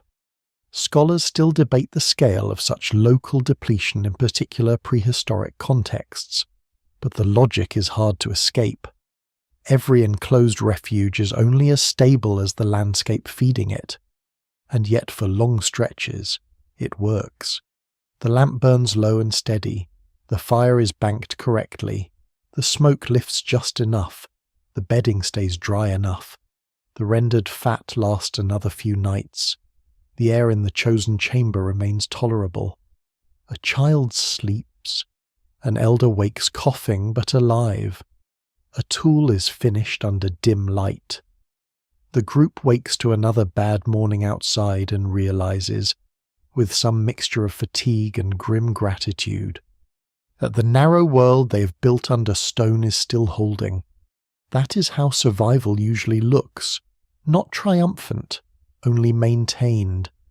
So the forgotten humans deepen their expertise in the only technologies that matter here. They learn to keep warmth from becoming poison, to turn the body of an animal into both meal and illumination, to feel air as a substance with moods and dangers of its own. They are living inside a problem modern people hardly ever have to think about how to create an indoor world without losing the ability to breathe inside it. Every successful night proves that their knowledge is real. Every failed fire or spoiled reserve reminds them how temporary that success is. In darkness, civilization can be reduced to an ember, a wick, a handful of grease, and the skill to make them last until morning. If these people had vanished without a trace, the story would be easier, but emptier. What makes it compelling is that they did leave traces, just not the kind history prefers. No kings are named here. No carved chronicle announces that a people chose darkness and learned to endure it. Instead, there are marks on stone, and the longer one looks at them, the harder it becomes to dismiss them as accidental leftovers of primitive life. A hand pressed against a wall deep inside a cave is not an accident. A soot stain in the right place, repeated over time, is not an accident. Footprints of adults and children crossing ancient mud where no daylight reaches are not accidents. Broken tools, lamp residues, ash pockets, scraped surfaces, torch marks, pigments, cut-marked bone. All of it adds up to something larger than isolated episodes. It suggests not just occupation, but familiarity, not just presence, but method. Stone preserves what flesh cannot. A body forgets the root. The cave floor does not. A voice falls silent. The wall keeps the smoke. For archaeologists, this is both blessing and torment. Caves and low-light refuges can preserve evidence with extraordinary clarity compared with open-air sites. Footprints can survive where wind and weather would erase them outside.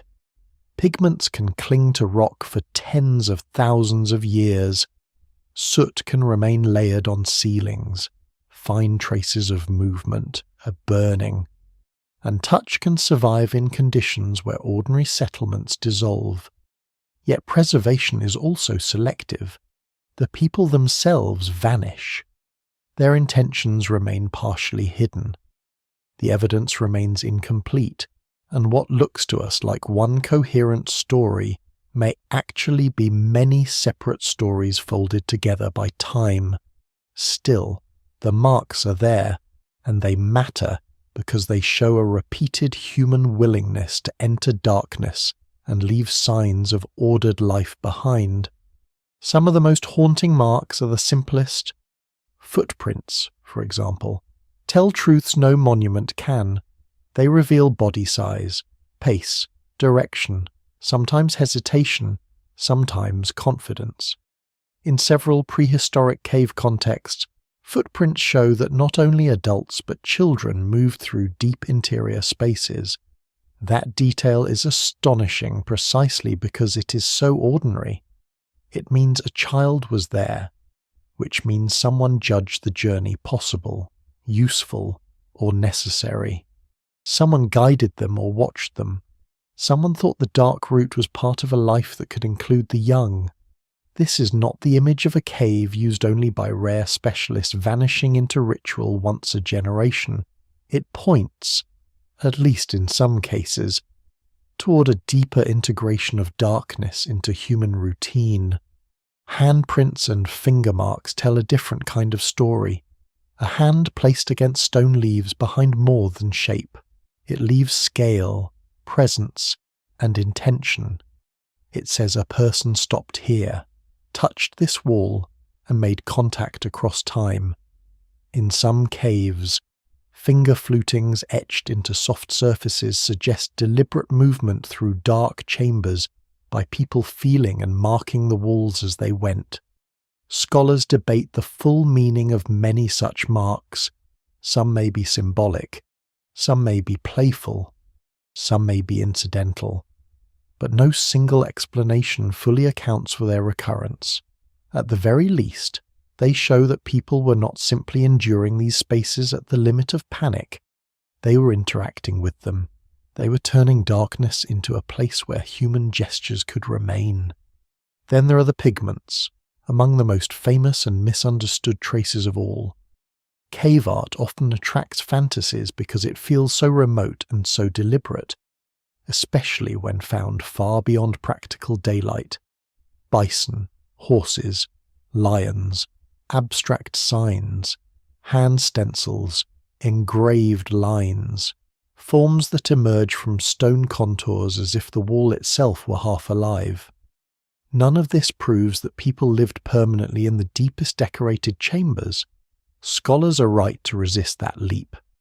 Many of these spaces may have been entered only occasionally, with specific purposes we still do not fully understand. But the art matters here for another reason. It proves that darkness was not always treated purely as a zone of danger or necessity. It could also become a place of focused attention, to carry light inward, work on a wall, and return safely required planning, fuel, calm, and skill, even when the activity was not domestic. It grew out of a human competence in darkness already well developed. The more practical marks are, in some ways, even more revealing. Hearth residues near cave mouths, burned bones, repeated ash layers, stone tools dropped or discarded in clusters, butchered remains of prey, smoothed occupation surfaces, and residues from lamps all imply activities distributed in ways that make sense only if people were organizing the space. Archaeologists read such patterns cautiously, and they should. A single layer may represent one visit. Several layers may be separated by centuries. The same site may have been reused by different populations with different habits. Yet pattern after pattern points toward management, this part of the shelter for fire, this one for processing, this one for movement, this zone deeper inside associated with other behaviors. Marks on stone and soil become, in effect, a plan of life written without words. A lesser-known detail comes from torch marks and charcoal traces left along cave routes. In some sites, these traces show repeated movement through specific corridors, sometimes with evidence that people refreshed light sources as they went.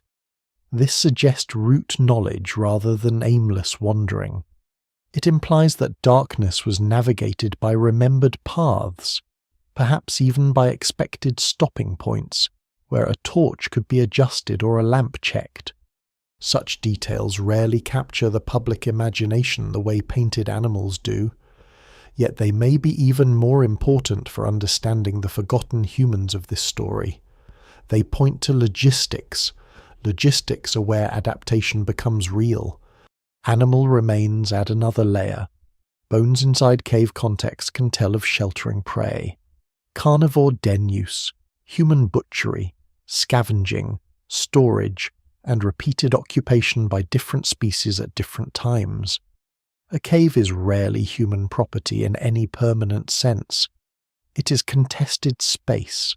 Bears, hyenas, lions, wolves, and humans may all use the same refuge across years or centuries. That makes the human traces more impressive, not less. To leave a patterned mark in such a place means continually reclaiming order from a space that other animals also understood as shelter.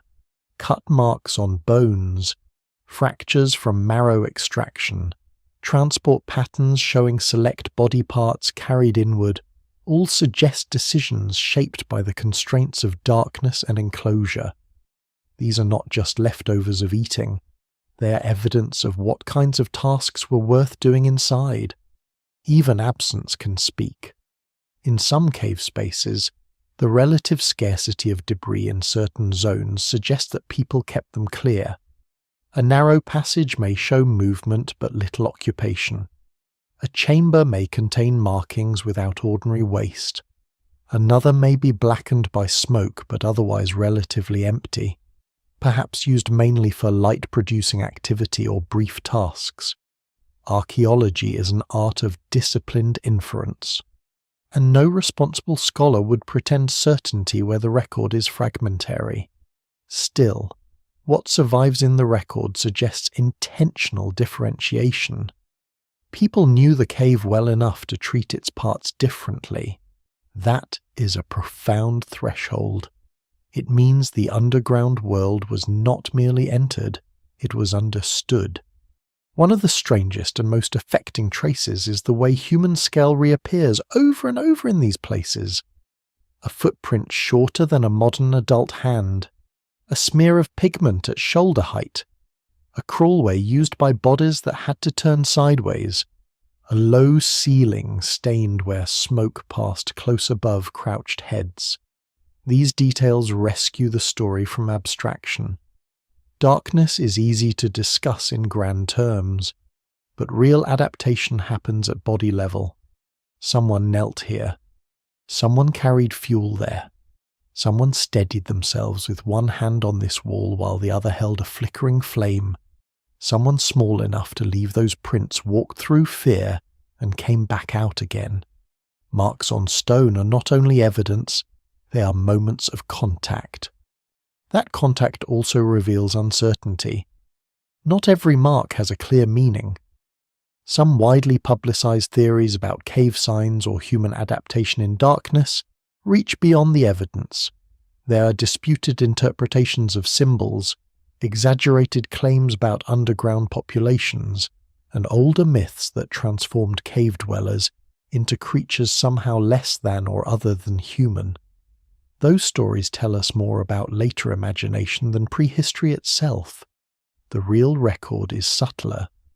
It does not show monsters below the earth. It shows ordinary humans leaving extraordinary traces of disciplined presence in places most people would rather avoid. That is enough. The truth does not need embellishment. What the marks finally reveal is accumulation. One handprint alone is striking, a cave system preserving movement, burning touch, art, child presence, tool use, and repeated occupation across time is something else entirely. It suggests that darkness became part of human practice in multiple registers at once practical, sensory, social, perhaps symbolic. Some traces belong to survival, some belong to memory, some belong to acts whose meaning we can only infer. Together they form the closest thing these forgotten humans have to a voice. Not a spoken voice, not a written one, but a patterned insistence that they were here, that they moved competently through these depths, and that the dark was not empty while they lived within reach of it. So the walls keep speaking in the only language they still have, soot where the flame once leaned, pigment where the hand once pressed, scored stone where fingers once traced, mud where bare feet crossed and hardened into time. A cave may seem mute, but it is filled with residues of choice, and choice is the center of the story. These people do not only suffer darkness, they act inside it. They orient, mark, organize, illuminate, remember. Even when we cannot recover exactly what they believed, we can see what they did. The marks remain because the actions were real. They tell us that human beings went inward, farther than necessity alone can always explain, and left behind evidence not simply of fear, but of life conducted under stone with a steadiness history almost forgot to notice. The presence of children changes the atmosphere of the story more than any artifact ever could. A cave with ash, tools, and butchered bone can still be imagined as a place of temporary adult necessity, hard but impersonal. Add the small footprints of the young, the evidence of repeated family presence, and the whole picture shifts. Darkness is no longer only a challenge faced by hunters, scouts, or ritual specialists. It becomes part of upbringing. It becomes part of what a human being first learns about safety, fear, and belonging. A child raised partly in such conditions would not divide the world in the same way as someone born into wider, brighter routines. Shelter would mean enclosure. Warmth would mean managed flame. Distance would be counted in turns and ledges as much as in valleys and rivers. The forgotten humans who survived in darkness did not do so alone. They did it by teaching children how. That teaching must have begun almost as soon as movement began. In a dim refuge, childhood cannot be deferred into innocence for very long. The environment is too demanding. A young child needs constant watching, not because adults are unusually strict. but because the landscape punishes distraction, a fall in low light, a hand too near embers, a moment of wandering into a side passage, a slip near stored tools, a blocked airway from thickening smoke. Any of these can turn ordinary carelessness into disaster. This does not mean children in such places lived only under fear. Children adapt quickly to what surrounds them, but it does mean their version of play, learning, and exploration would have unfolded inside boundaries drawn with unusual seriousness. What survives in the record suggests that younger individuals were not simply hidden away while adults managed the hard parts of life. Where children appear in cave contexts, they imply movement, accompaniment, and familiarity. Someone brought them in. Someone allowed them to be present. Someone judged that the benefits of keeping the group together outweighed the risks. That decision matters because it points to one of the most difficult truths of prehistoric survival. There is often no separate safe place for childhood. Children learn the world they're given, however harsh it is. In darkness, that means learning competence early, not as a cultural preference, but as an environmental requirement. So the first lessons are practical. Stay close to the known light. Do not cross beyond the chamber edge without an older hand or voice nearby. Do not touch the lamp. Do not waste dry fuel. Do not scatter the tools. Learn where the floor dips. Learn where air feels wrong. Learn the route back from the sleeping place to the entrance and from the entrance to the hearth. Learn which sounds matter and which are only water. Learn when silence is required and when calling out is the safer choice. None of this leaves a written curriculum, but the archaeology of repeated family presence strongly implies some equivalent.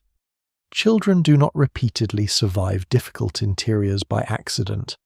They survive because adults teach the difference between dangerous dark and navigable dark.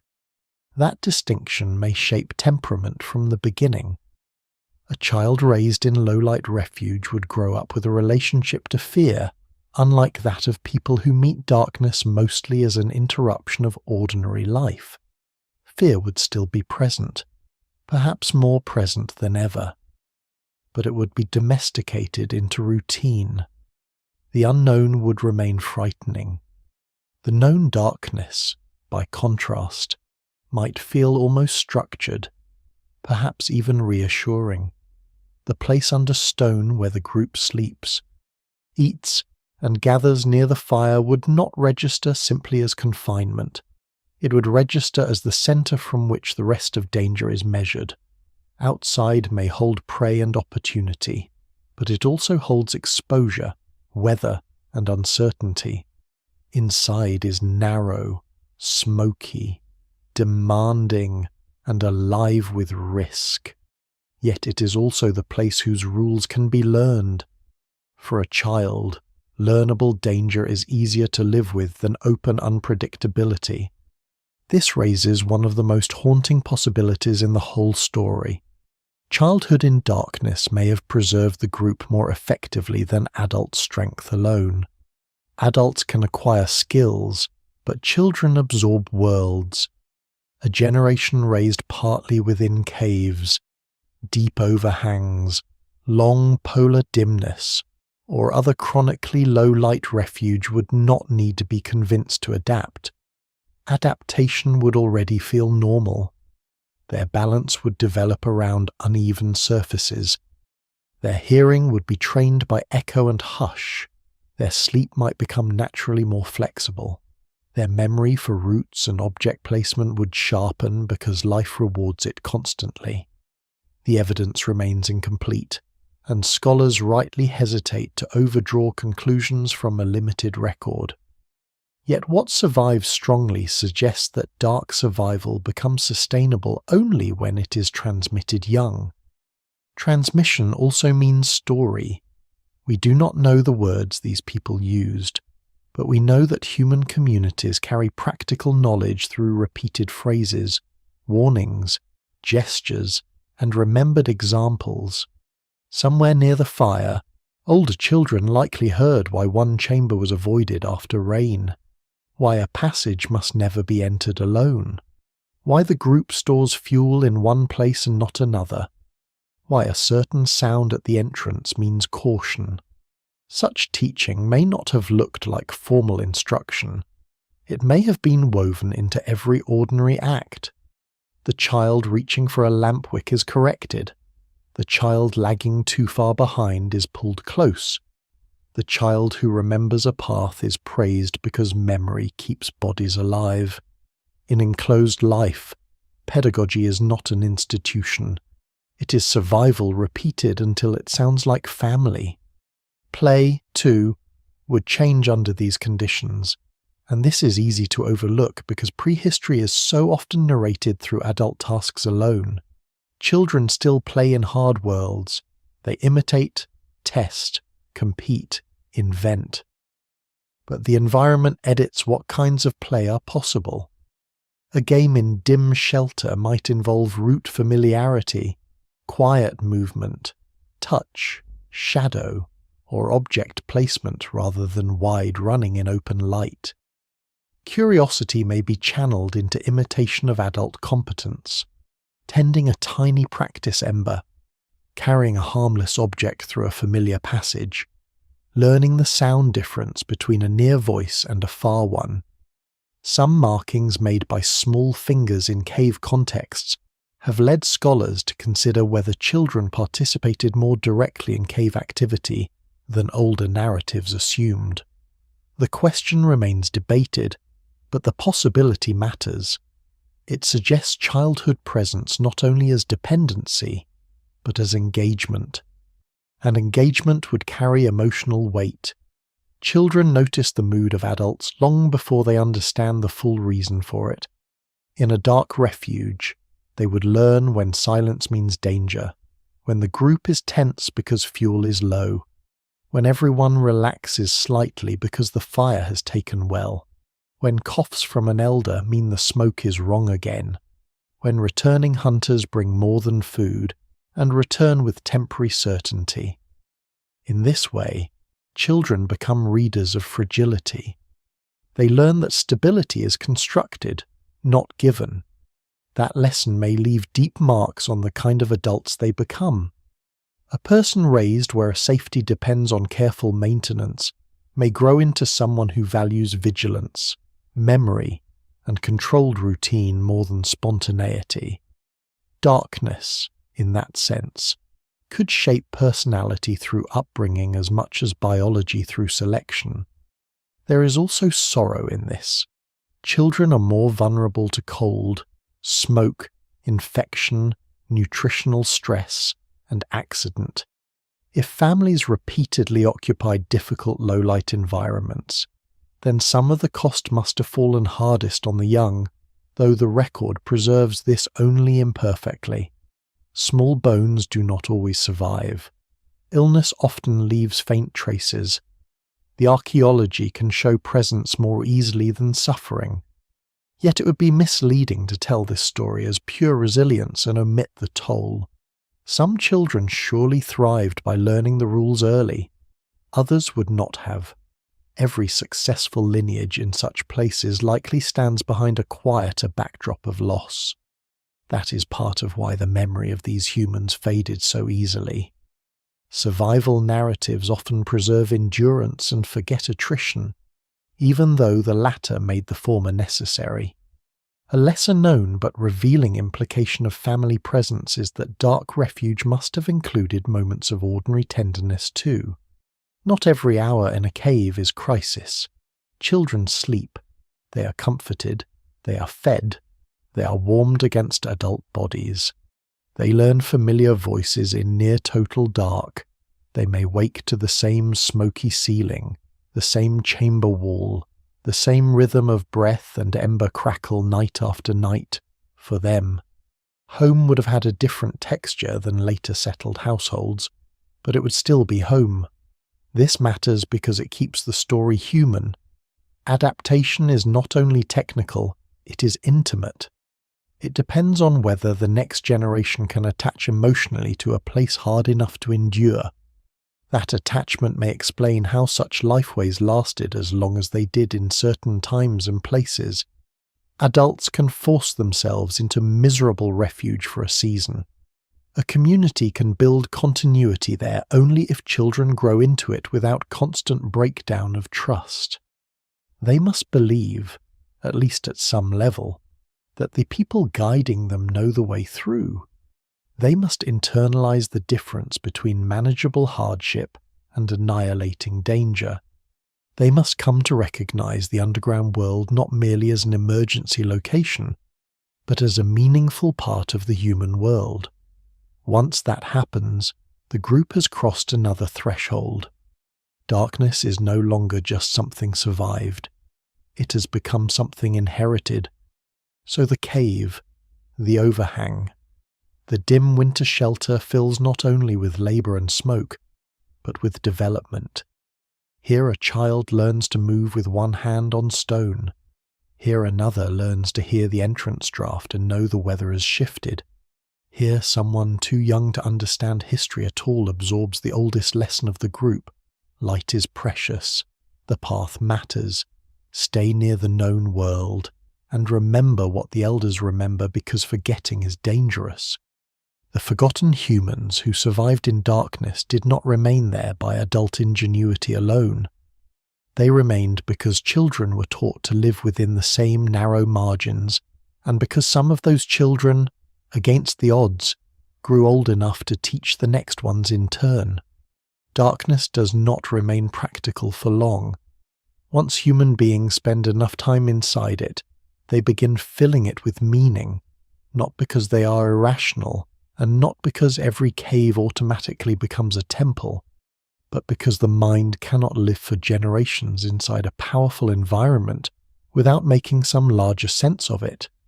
A place that conceals danger, preserves life, distorts time, magnifies sound, and stands at the edge of what the body can endure will almost certainly become more than a shelter. It will become a mental landscape. That is where the story enters one of its most difficult and revealing phases, because the evidence here is hardest to interpret. Scholars still debate how much symbolism can safely be inferred from repeated cave use, deep chamber art, deliberate markings, and the strange emotional force of enclosed spaces. Yet what survives in the record suggests that the mind in darkness did not remain unchanged. It adapted, and in adapting, it may have begun seeing the world differently. The first change is probably temporal. Time behaves strangely when sunlight is no longer the main organizer of experience. In deep caves there is no sunrise, no shadow arc, no visible afternoon. In long winters or heavily overcast, low-light landscapes, the effect is less absolute but still powerful. Hours blur. Sleep no longer divides neatly from waking. Hunger, fire maintenance, task completion, and body fatigue become stronger clocks than the sky. This alone may have altered consciousness more than we usually admit. Modern people are used to time being external and visible. For those surviving in prolonged darkness, time may have become internal and communal. One knows the world has moved forward because fuel is low, because the hunters have not yet returned, because the embers need stirring, because a child has slept and woken twice. The day becomes less a thing seen and more a thing managed. That kind of life encourages a different relationship with memory. In bright open landscapes, orientation is often anchored in distance and visible features. In darkness, memory becomes sequential and bodily. The route is not the valley over there. It is 3 turns, then the narrow ledge, then the chamber where the air changes. The day is not the movement of the sun. It is what happened before and after the lamp was trimmed, before and after the meat was cut, before and after the outer wind dropped. This is not merely a technical shift. It changes how experience is stored. The mind begins organizing reality through passages, repetitions, and thresholds. There is the known chamber and the unknown one, the safe dark and the dangerous dark, the place where voices sound close and the place where they do not return properly. These distinctions are practical, but they are also psychological. The environment teaches categories that may later harden into meaning. Dream life may also deepen under such conditions, though here the evidence is necessarily indirect. Human beings everywhere dream, and darkness has always had special power over dream, fear, and imagination. A group living for long stretches under stone, in smoke, in interrupted sleep, in cold seasons with little clear daylight, would likely experience vivid inner imagery, whether or not they interpreted it in explicitly ritual terms, sensory deprivation in some moments, echoing sound in others. The flicker of lamp or hearth light against textured rock, the emotional intensity of enclosed living, all of this creates fertile ground for altered perception. That does not mean visions explain cave art or that every dark chamber was used for trance. Such claims often run ahead of the evidence. But no single explanation fully accounts for the emotional and symbolic charge of caves in human history unless the psychology of darkness is taken seriously. The mind does not pass through such places untouched. The walls themselves may have encouraged this shift. In many decorated caves, natural contours of stone seem to have influenced where animals and signs were placed. A ridge in the rock becomes the shoulder of a bison. A bulge suggests movement already latent in the surface. The wall is not a blank canvas in the modern sense. It is a textured presence, half revealing, half concealing, under wavering light. Those contours would appear to move. Shapes emerge and withdraw. A painted figure seen by lamplight is not the same object it is under a modern electric beam. It lives in flicker. This matters because it suggests that darkness may not simply have framed symbolic acts. It may have helped generate them. The cave does not just contain images, it collaborates with them. There is a danger here of romantic excess, and it should be resisted.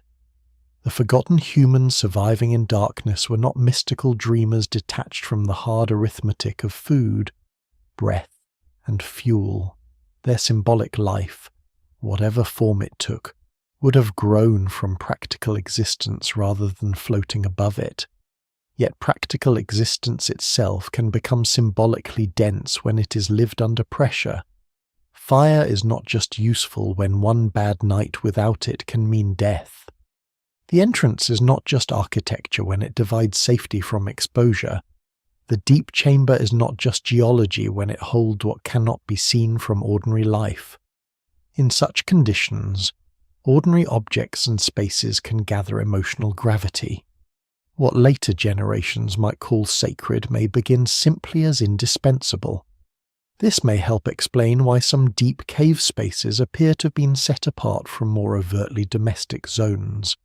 A chamber that is poor for sleeping, too far for routine work, and awkward for ordinary movement may still be visited repeatedly.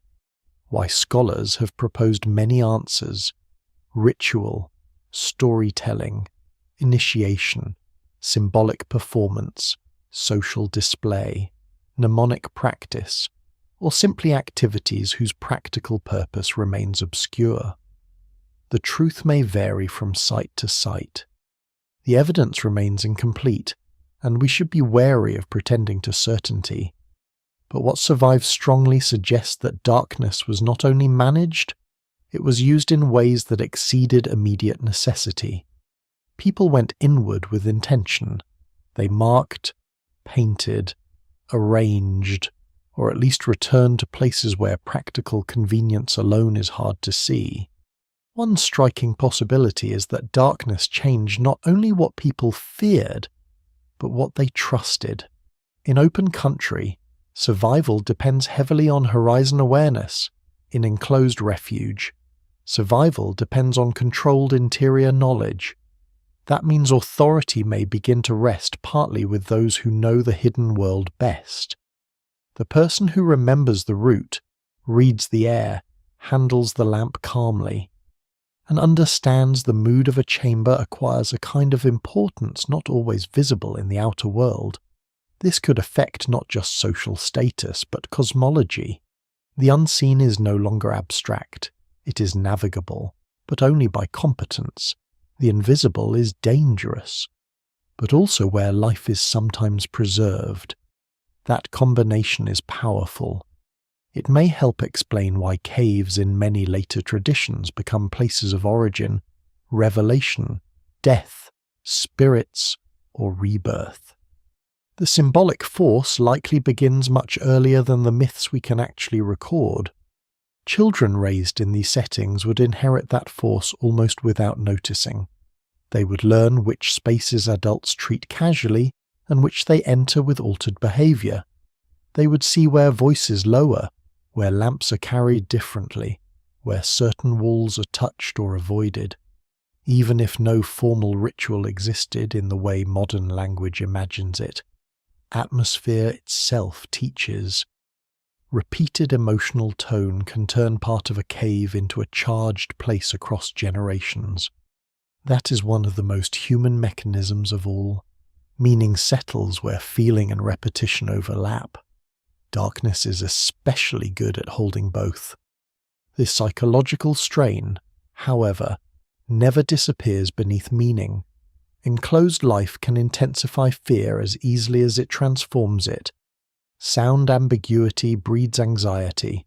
Broken sleep breeds irritability. Sensory limitation invites imagination at the worst possible moments.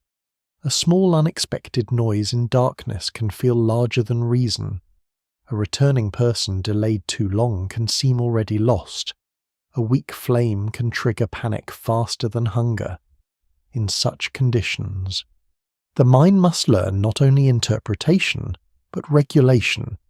Calm becomes a survival skill. The group likely depends on repeated routines, partly because routine keeps imagination from running loose, where information is scarce. This is another way darkness shapes culture. It rewards practices that contain uncertainty psychologically as well as physically. A lesser-known but important clue lies in how often human symbolic behavior seems to cluster around thresholds, cave mouths, transitions from light to dark, shifts in chamber form, openings, narrow passages, and interior spaces that feel distinctly set apart. Thresholds matter because they organize experience. They are where one state becomes another. In a life already defined by the boundary between outside exposure and inside refuge, threshold awareness would be unusually intense. The entrance to a cave is never just a doorway. It is weather line, light line, danger line, memory line. If such spaces later become charged in human imagination, that development would not be surprising. It would be the symbolic flowering of an already practical truth. What the bones and walls cannot tell us directly, the structure of the environments hints at constantly. These people live in spaces where the unseen is real every hour. Air cannot be seen but kills if misjudged. Prey may be absent but return. Water rises from hidden systems. Sound travels from places light does not reach. The flame reveals only fragments. Under such conditions, the mind is trained to respect what lies beyond immediate perception. That respect may be the seed of many later human tendencies toward ritual caution, toward stories of hidden presences, toward the idea that some truths are entered rather than seen from afar. Scholars will rightly debate the limits of such inference, but it is difficult to imagine prolonged dark survival leaving human cognition untouched. So the mind in darkness becomes double. One part grows sharper, more disciplined, more exact in movement and memory. Another part becomes more susceptible to atmosphere, charged space, and the emotional weight of the unseen. These are not contradictions. They are companions. The same person who knows exactly how much fat to burn in a lamp may also feel that a certain chamber is not ordinary. The same family that uses a cave to survive winter may also treat one wall, one passage, one silence with unusual care. That is how human beings usually work. Necessity and meaning do not stand apart for long. In darkness, they braid together. And once they do, the refuge becomes something larger than a refuge. It is still a place of labour, smoke, and narrow margins. But it is also a place where time loosens, memory deepens, and the unseen presses close enough to shape thought. The forgotten humans who survived in darkness may never have named themselves by that condition. They may never have imagined that later ages would find their traces and wonder what happened inside those stone worlds. But their minds were almost certainly altered by them, not transformed into something alien, only bent into forms of attention, discipline, and symbolic sensitivity that bright, open life does not require in the same way. Darkness made survival possible, and in doing so, it also changed what survival felt like from within. By this point, the story has gathered enough atmosphere to become dangerous.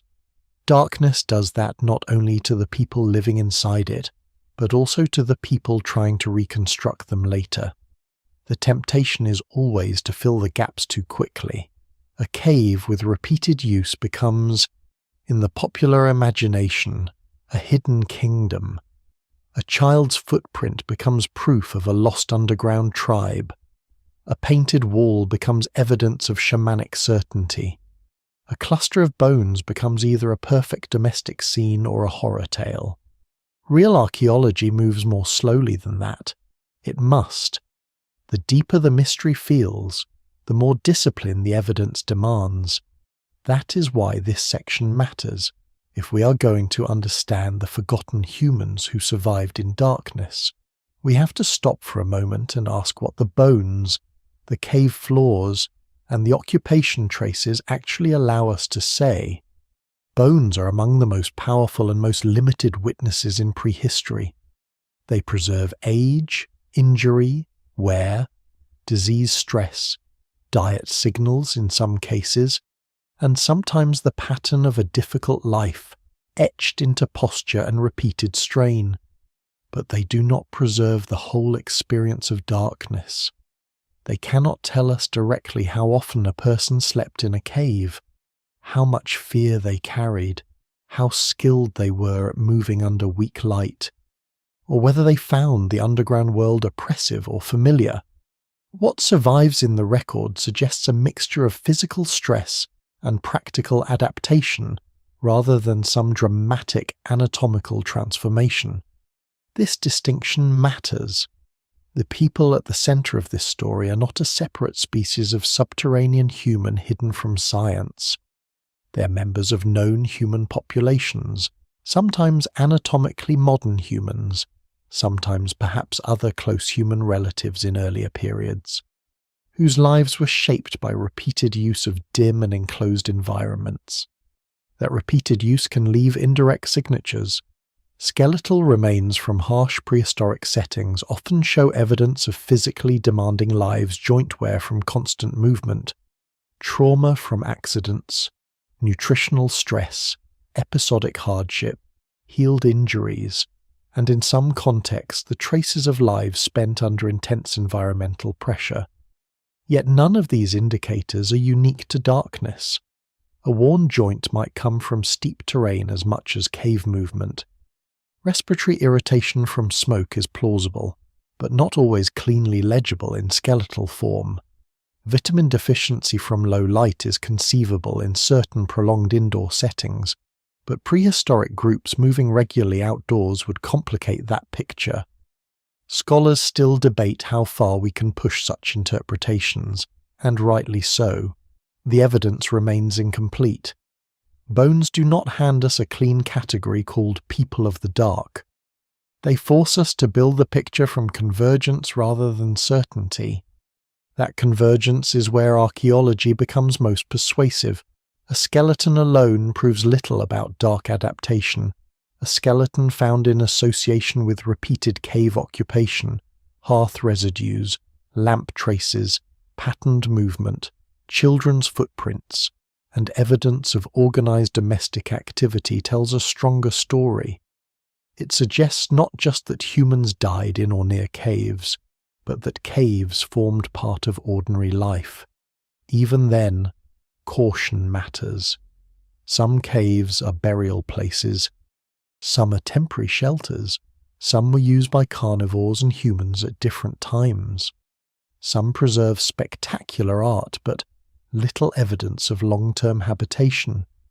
The task is always to distinguish categories without forcing them.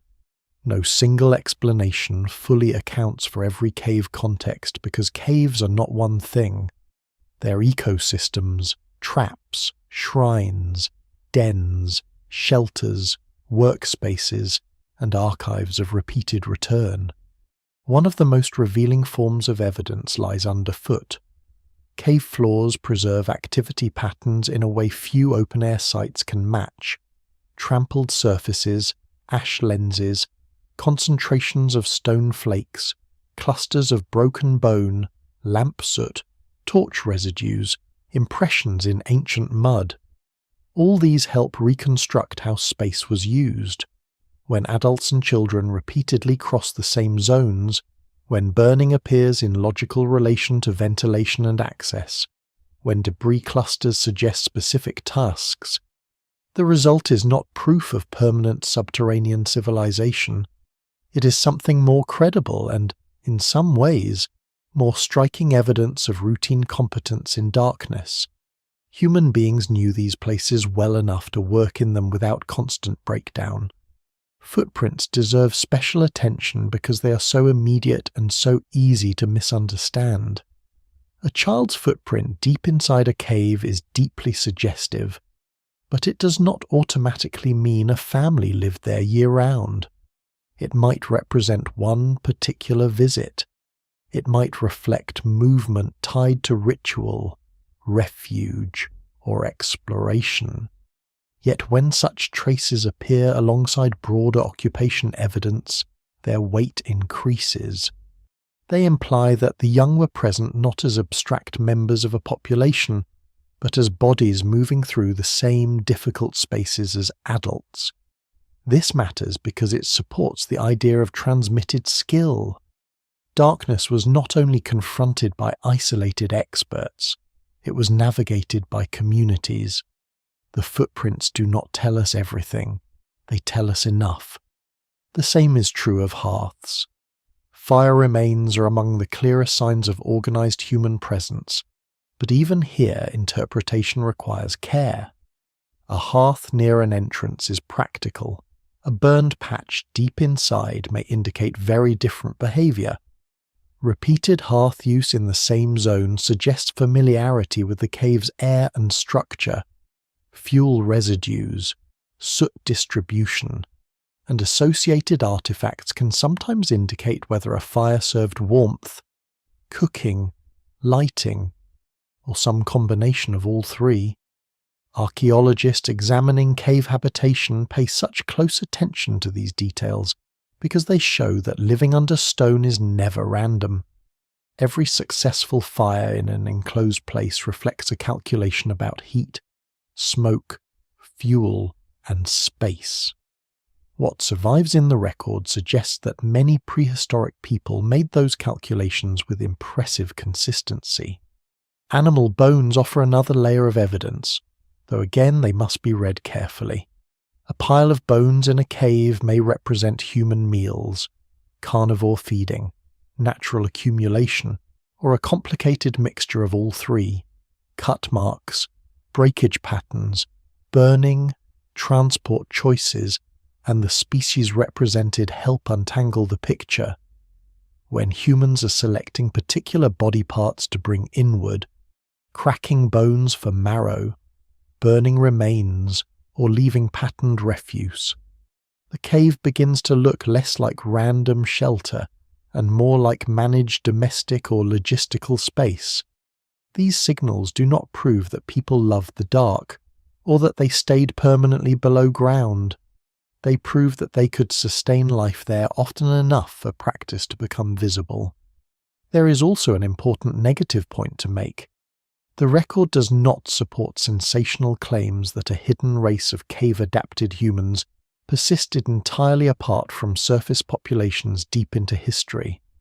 Such ideas appear regularly in folklore, pseudo-archaeology, and sensational media because caves feel like natural containers for lost worlds.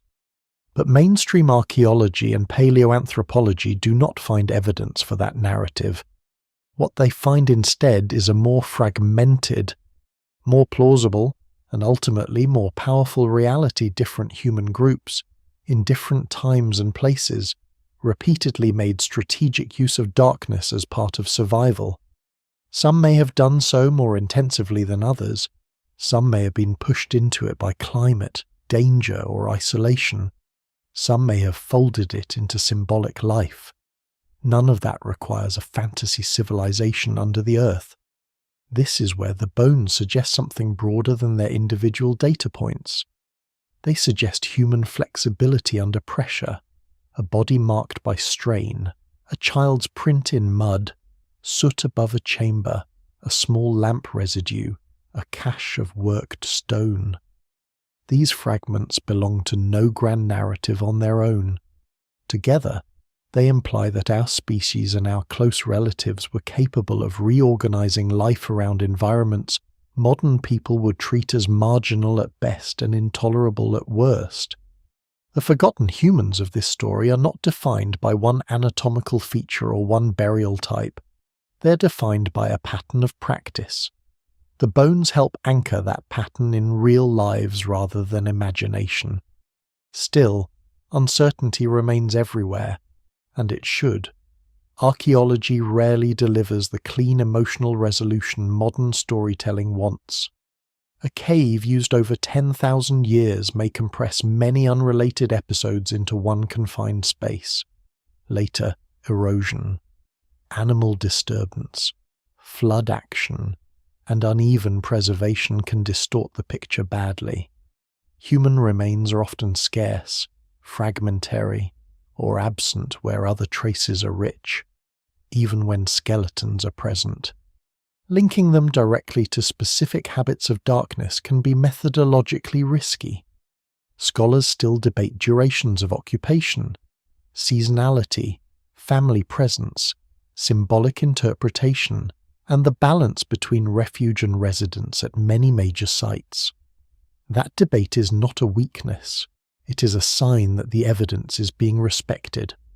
A lesser known but important point is that some of the best evidence for life in darkness comes not from dramatic skeletons at all, but from mundane microtraces residues on lamps, microscopic wear on tools, the chemistry of sediments, the distribution of soot particles, the pattern of footfall impressions, the location of broken objects relative to light sources.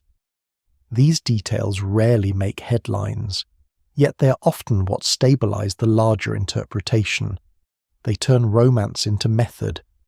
They allow archaeologists to say, with increasing confidence, that people did not merely visit these places at random. They worked, moved, and organized themselves within them in repeated, intelligible ways. So what do the bones suggest in the end? Not a hidden species, not a fantasy underworld, not a neat and permanent category of people who abandon the sun forever. They suggest something harder to reduce and therefore closer to the truth. They suggest that under enough pressure, human beings can become astonishingly competent in low-light worlds. They suggest that family groups, not just solitary individuals, sometimes crossed into those worlds often enough to normalize them. They suggest that dark refuge-shaped bodies indirectly through strain, routine, and constrained domestic life, and they suggest that much of this story must still be inferred through fragments, because the people themselves left no direct testimony beyond what stone and bone were willing to keep. That is the strange honesty of the record. It does not flatter us with certainty. It gives us pieces, a knee worn by terrain, a rib from someone who breathed smoke more than they should have, a child's foot impressed in mud, a lamp stain on rock, a hearth where a hearth makes sense. The forgotten humans who survived in darkness emerge from these fragments not as legends, but as probabilities thickening toward reality. Their world cannot be reconstructed perfectly, but it can be felt in outline. Enough evidence remains to show that darkness was not merely around them. For some of them, often enough, it was where life had to be arranged, protected, and carried forward. The darker the subject, the faster imagination gathers around it. That has happened to caves, underground refuges, and the humans associated with them for as long as later people have been telling stories. The moment a population begins surviving in ways the open world no longer fully sees, myth moves in to explain what evidence cannot easily say. Some of those myths are ancient, some are modern, some are scholarly mistakes later corrected. Some are sensational inventions dressed in archaeological language. All of them matter here because they reveal how difficult it has been, across generations, to look at real human adaptation in darkness without either diminishing it into caricature or inflating it into fantasy. The oldest distortion is probably the simplest one: the cave person as a lesser human, a crude creature half-formed, crouching in filth and fear because civilization has not yet rescued them. That image haunted early popular understandings of prehistory and still lingers in surprising ways. It flattens every kind of enclosed survival into one insulting cartoon. It turns technical competence into clumsiness, planning into instinct, and harsh necessity into stupidity. Real archaeology has spent decades dismantling that picture. The people who used dark refugees repeatedly were not human failures waiting for progress. They were often exceptionally skilled at managing fuel, movement, memory, seasonality, and risk in environments most modern people could barely tolerate for an hour. The insult survives mostly because enclosed life looks primitive to cultures that equate progress with brightness, space, and visible control. The second distortion runs in the opposite direction. If the first makes these humans too simple, the second makes them too extraordinary. Suddenly every cave becomes a secret temple. Every handprint is a coded message. Every footprint belongs to a vanished race. Every deep chamber is evidence of hidden initiations or underground civilizations. In recent centuries, this urge has produced a long parade of speculative claims, lost subterranean peoples, secret survivors of vanished ages, pre-human tunnel dwellers, advanced hidden societies beneath mountain ranges, and other stories that thrive precisely because caves preserve mystery so well. Most of these theories collapse as soon as evidence is applied with ordinary discipline. They ignore dates, misread contexts, blur different sites together, or treat uncertainty itself as proof. The darkness does much of the work for them. What cannot be easily seen becomes easy to exaggerate. Between caricature and fantasy lies the harder truth. The humans who survived in darkness were neither degraded beasts nor secret masters of an underground realm. They were people responding to pressures that made low-light refuge unusually important. Some may have done so seasonally, some perhaps more intensively. Some likely folded darkness into symbolic or ritual life. Others may have used it almost entirely for practical reasons. The evidence remains incomplete, and no single explanation fully accounts for every site or every pattern of cave use. That incompleteness is exactly why myth grows so aggressively in the gaps. Yet the gaps are not blank enough to justify invention. There is already enough in the record to tell a compelling story without pretending more than the evidence can bear. Scholarly misreadings have played their part too. Early archaeology often approached caves with strong prior assumptions. Some researchers emphasized ritual so heavily that domestic life in such spaces was underplayed. Others did the reverse, reducing nearly everything to utility and missing how emotionally or symbolically charged darkness may have been. Still others treated cave use as a linear stage in human progress, as if living under stone was simply an earlier and inferior step on the way to proper habitation. Those frameworks have been steadily challenged. Modern interpretation is generally more careful, more context-based, and more willing to accept that one cave may hold multiple layers of meaning across different periods. A site can be practical and symbolic, domestic and exceptional, depending on when, how, and by whom it was used. This matters because rivals in the story are not only other human groups competing for territory, prey, or shelter. They are also rival explanations competing for control of the past. One explanation says darkness is mere emergency. Another says it is sacred theatre. Another says it is social marginality. Another says it is adaptive strategy under climate pressure. In many cases, more than one of these is partly true. A cave can serve as a winter refuge and a charged symbolic space at different times, or even within the same broad cultural world. Scholars still debate the balance, and they should. The problem begins only when one explanation insists on swallowing all the others. There were likely real rivals in the ancient landscape too, and they may help explain why hidden refuges sometimes mattered so much. Predators are the most obvious competitors. Caves are valuable because humans are not the only creatures that understand shelter. Bears, hyenas, lions, wolves, and other animals used them too, sometimes before humans, sometimes after, sometimes perhaps in uneasy succession. The archaeological record of many caves reflects this contest. Gnawed bones, denning traces, human hearths layered over carnivore occupation, or the reverse, all suggest that darkness was rarely uncontested. To hold a refuge was to reclaim it repeatedly from other claimants. That alone would have made certain humans more intimate with danger than later myth usually allows. Human rivals may have mattered as well, though the evidence for specific conflict is often elusive. In unstable climates or pressured landscapes, defensible shelter is valuable not just against weather and animals, but against other people.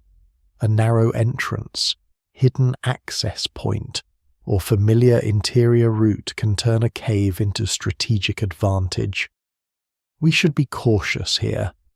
Not every sheltered occupation implies warfare or pursuit. Yet it would be strange if competition among human groups never influenced refugee choice. Small bands navigating scarcity do not always meet as neutral neighbours. What survives in the record suggests a world of movement, overlap, and intermittent pressure. In such a world, darkness can protect more than warmth. It can protect information, supplies, and vulnerable members of the group. Myth later transforms such realities into stranger forms, hidden people under hills, ancestors who retreated into the earth, pale cave dwellers who emerge only at night, spirits in tunnels, lost children below the ground, entire subterranean races in folklore from widely separated regions. These tales do not prove prehistoric dark populations survived intact into historical times, but they are still revealing. They show how persistent the association is between caves and alternative humanity. The earth below becomes the place where the forgotten go. Sometimes they are monstrous, sometimes they are wise, sometimes they are merely sad remnants of something older. Folklore is not evidence for prehistory in a direct sense, but it can expose recurring human intuitions. One of those intuitions is that if people disappear from the visible world, the dark beneath it feels like the most plausible place for memory to hide them. Popular media has amplified this tendency with spectacular enthusiasm, documentary fiction, pseudo-archaeological television, internet folklore, and sensational books routinely exploit caves as containers for whatever claim needs a dramatic stage. Giants slept there. Advanced ancestors hid there. Mutants evolved there. Secret cults preserved impossible knowledge there. The logic is always the same. Because caves preserve fragments so well and conceal context from casual view, they make uncertainty look like invitation. The public often encounters the mystery before encountering the method. That is why so many people feel that mainstream archaeology is withholding something when, in fact, it is usually doing the more difficult work of refusing to claim what the evidence does not support. A lesser-known but important misreading concerns childhood and family presence. Some have argued that because caves are dangerous, any evidence of children in them must indicate ritual, abnormal crisis, or accidental intrusion rather than ordinary life. But this assumption says more about modern comfort than prehistoric necessity. If dark refuge forms part of a group's survival strategy, children will be present because there is nowhere else for them to be. Their presence is not proof of theatrical mystery. It is proof that harsh conditions do not pause for family life. This is one of the places where the real story is more emotionally powerful than the myth. Children in darkness do not need to be symbols. They are evidence of continuity under pressure. At the same time, some romantic accounts overcorrect by imagining these humans as perfectly adapted cave specialists, serene and almost at one with darkness. That too is a distortion. The environments remained punishing. Smoke still damaged lungs. Fear still mattered. Fuel still ran low. Root knowledge could still fail in one unlucky moment. Every adaptation retained fragility. The forgotten humans of this story were competent, not invulnerable. Their skill should not be confused with ease. To survive in darkness is impressive precisely because the conditions never stop being difficult. What the rival explanations reveal, in the end, is how often later ages struggle to let ancient humans remain recognizably human. If they lived in places we fear, we either diminish them or mythologize them. We call them brutish because they lacked our technology, or mysterious because they mastered something we no longer understand at body level. The real archaeological picture resists both temptations. It shows people who are observant, adaptable, occasionally symbolic, often practical, and always constrained by real environmental limits. They do not need to be less than us or more than us. They are enough as they are. So the myths gather and the evidence keeps its distance. One says monsters below the earth. Another says holy visionaries in painted chambers. Another says desperate scavengers hiding from the world. Another says ordinary families enduring hard seasons with whatever shelter they could maintain. The truth may pass through parts of all these shadows, but it settles most firmly in the last kind of image humans using darkness, not because it was magical, nor because it erased their humanity, but because the world above sometimes made it necessary, and because once necessity became repeated, it grew into custom, knowledge, and memory. Rivals, legends, and misreadings have obscured that for a long time. Yet beneath them, the older outline still remains, as stubborn as soot on stone. Human beings went inward, lived there more deeply than later ages like to admit, and were remembered afterward only imperfectly because darkness is where evidence survives and clarity rarely does. No adaptation lasts forever if the conditions supporting it begin to fail. That is the difficult truth hidden inside every successful refuge. The cave that preserved life through one terrible stretch of years can become a trap under different pressures. The dim shelter that once offered stable temperature, defensible space, and enough fuel within reach can slowly turn against the people who depend on it.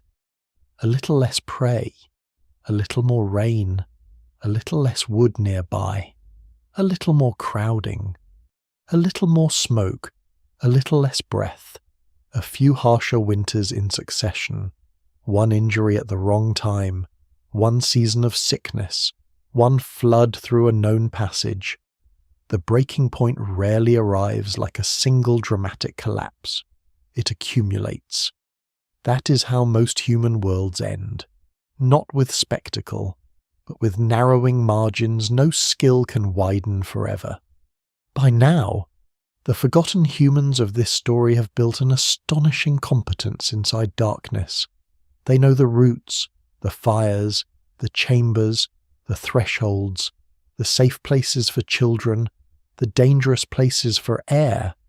They have turned difficult refuge into inherited life. But inherited life creates dependency. The more a group organizes itself around enclosed shelter, the more it relies on the outside landscape to keep feeding that system.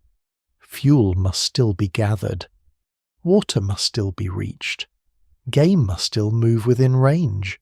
Bodies must still recover enough strength to carry loads inward.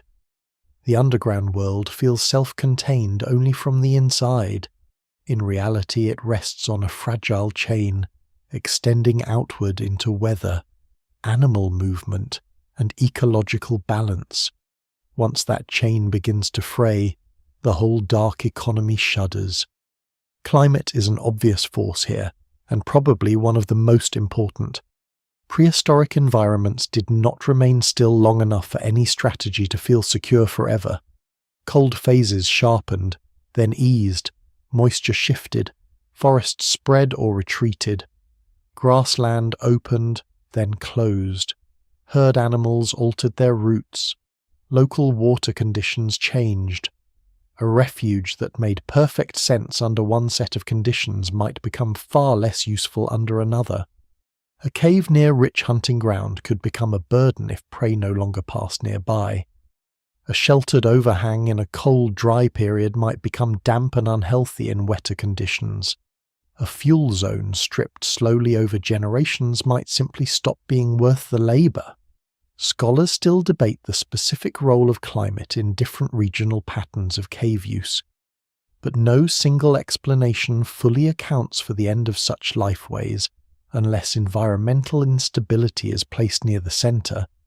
Fuel scarcity may have been especially unforgiving. Darkness can be survived only if light and heat can be maintained cheaply enough to justify the costs. Once nearby, wood becomes scarce. Every additional bundle demands more labour, more travel, more exposure, and more calories spent before returning to shelter. Even the use of fat lamps, so ingenious under constrained conditions, depends on a steady enough supply of high-value animal resources to make burning calories for light sustainable. If hunting success falters, or if prey grows leaner, or if the group begins spending more time simply maintaining the refuge than benefiting from it, the whole balance changes. The cave remains where it always was, but the arithmetic no longer works. Survival strategies rarely collapse because people forget how to perform them. They collapse because the surrounding world stops making them efficient. Disease and respiratory strain may have deepened the pressure. Enclosed life magnifies small problems. Smoke irritates lungs over time. Damp air worsens weakness. Close quarters spread illness more easily. In a larger, more open world, people can disperse when someone becomes dangerous to remain near. In confined refuge, avoidance is harder. The evidence for specific outbreaks in prehistoric cave settings is limited, and caution is necessary. But the general principle is difficult to escape. A way of life dependent on shared air and close physical proximity has a biological cost. Chronic coughing, eye damage, infection, and simple exhaustion may not leave a dramatic signature in the record, yet they could erode resilience across years. The breaking point is not only external, it can come from the slow accumulation of bodily debt inside the shelter itself. Population pressure, even on a small scale, could also matter. These were not vast subterranean cities, but small increases in the number of bodies sharing one constrained refuge could transform daily life quickly. More breath, more smoke, more conflict, more fuel consumed, less room for sleep, less flexibility when weather traps everyone inside. A shelter that works for one family cluster may become far more difficult for two. If regional stress pushed more people toward the same protected spaces, competition could intensify quietly. The archaeological record often struggles to show this directly, but it does not need to show battle for pressure to be real. Scarcity works through irritation as much as violence. The best refuge in a bad season is always at risk of becoming crowded beyond usefulness. And then there are the unpredictable disasters, the small brutal events that transform a workable life into an impossible one. A rockfall in a key passage, floodwater entering a familiar chamber, fire damage that fouls the air or destroys stored materials, predators reclaiming a site during a weak season, a principal route to water blocked or made dangerous, a skilled elder dying before root knowledge or technical judgment has been fully passed on. These events do not need to happen often. In marginal systems, one badly timed loss can matter more than years of competent management. Scholars are often drawn to broad explanatory forces, and rightly so, but real lives also break on local accidents. The evidence remains incomplete, yet what survives in the record strongly suggests that dark survival always existed one misfortune away from crisis. Psychology must be counted too. The mind can adapt to darkness, but adaptation is not endless. Generations may normalize enclosed life, yet the costs remain. Broken sleep, chronic vigilance, recurring fear, confinement, grief in close quarters, limited privacy, dependence on routine. All of these can become harder to sustain under worsening conditions. A shelter that once felt secure may begin to feel oppressive if food dwindles, smoke worsens, or external opportunities improve elsewhere. This is one reason lifeways can unravel even without catastrophe. People begin leaving more often, they delay returning, they experiment with alternative camps, they divide the group, they carry less inward and keep more outside. The breaking point may look, archaeologically, like gradual thinning rather than abrupt abandonment. Fewer hearths, less repeated traffic, shorter occupations. The dark refuge remains, but its hold weakens. Children are often where such strain becomes most visible, even if the archaeological record only hints at it. A strategy tolerable for hardened adults can become intolerable when the young begin failing to thrive. If smoke worsens their health, if fuel scarcity limits warmth, if nutrition becomes unreliable, if mobility between refuge and outside resources grows too dangerous, then the group faces the oldest of all judgments, not whether the adults can endure, but whether children can be brought safely through another season. That question may end a way of life more decisively than any ideological change. A refuge is only successful if the next generation can grow inside its terms. Once that ceases to be true, no tradition can hold it for long. There is also the possibility that the dark way of life succeeded so well that it made itself temporary. A group that stabilizes enough to survive several hard cycles may eventually gain the flexibility to leave.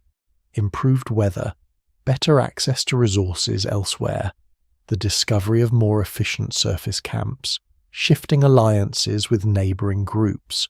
All could make prolonged dependence on enclosed refuge less necessary. In that case, the breaking point is not pure collapse. It is obsolescence. People do not vanish because the strategy failed absolutely. They vanish because it no longer offers the best bargain. Archaeology often sees endings as disappearance, because it sees places more easily than people. A cave may look abandoned.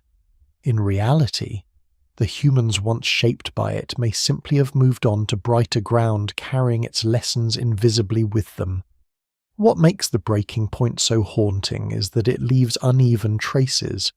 Some sites seem abruptly reduced, others taper off, some are reused later for very different purposes.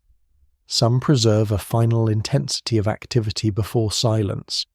There is no single pattern because there was no single dark population moving in lockstep. The forgotten humans who survived in darkness were scattered across different times, landscapes, and pressures. Their breaking points would have been equally varied. Yet they all return to one larger truth. Adaptation can be brilliant and still temporary. Human beings can organize life around almost any constraint for a while. The while is what matters. A lesser-known but revealing clue in some prehistoric occupation sequences is precisely this unevenness. The sense that people return to old refuges differently over time. The same cave that once held repeated domestic traces may later contain only brief visits, or symbolic marks without ordinary living debris, or nothing at all for long intervals. Such changes are easy to flatten into simple abandonment, but they may reflect a deeper shift in relationship. The place is remembered, perhaps even respected, but no longer lived in with the same dependence. The breaking point has passed. What was once necessary becomes optional, then occasional, then remote. So the dark world begins to fail not because its inhabitants suddenly become less capable, but because capability can no longer close the gap between shelter and the changing demands around it. Fire still burns, but fuel costs more. Routes are still known, but prey no longer rewards the return. The cave still protects, but the air feels worse. The children cough harder, the loads grow heavier, the season runs longer than expected. Outside remains dangerous. Inside is no longer enough. And that is the cruelest moment in any survival story.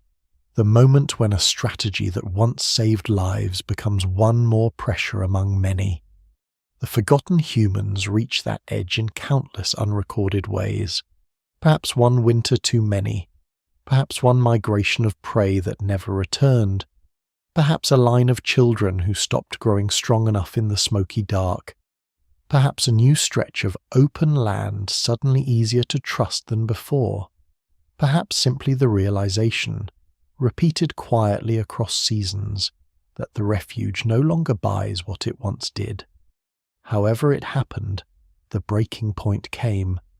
The dark shelters that had held human skill, memory, and stubborn endurance could not hold them forever.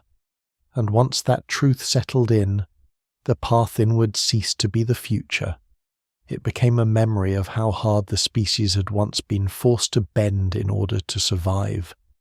When such people disappear, they rarely do so in the dramatic way history prefers. There is no final march into the cave, no sealed entrance, no last torch burning before a people vanishes whole beneath the earth. Real disappearance is usually quieter than that. A hearth goes cold and is not rebuilt. A path to the entrance softens under weather because too few feet still use it. A chamber once organized for life holds only scattered traces of a later, shorter visit. A child who would once have learned the inner route now grows up somewhere else, under a wider sky, carrying only habits no one will later identify as remnants of darkness. The lost humans of this story are not erased in one event.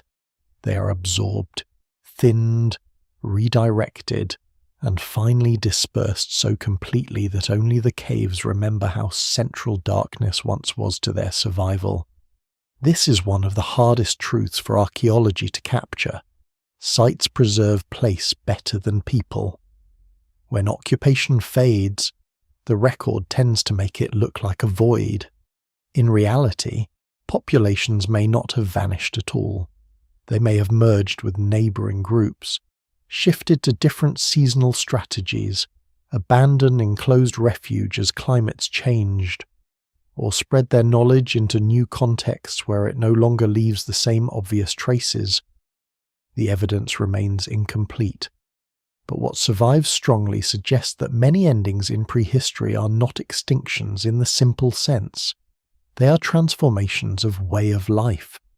The cave falls silent, but the humans once shaped by it continue elsewhere, diluted into broader populations, their old adaptations surviving only as invisible tendencies, memories, or stories stripped of origin. Absorption is, in many ways, the most likely fate. Small groups living under unusual pressure rarely remain isolated forever. They trade, intermarry, imitate, move, split, and recombine. If a dark-adapted way of life became less necessary or less efficient, those who knew it best would not need to perish for the pattern to disappear. They would only need to join larger worlds.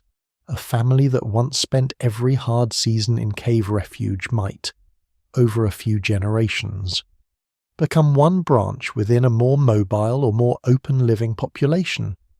Their children might still know how to bank fire carefully, navigate constrained spaces calmly, or judge danger by echo and air.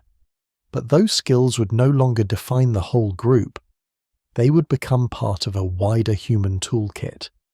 Archaeology is good at noticing the end of a site's intensity.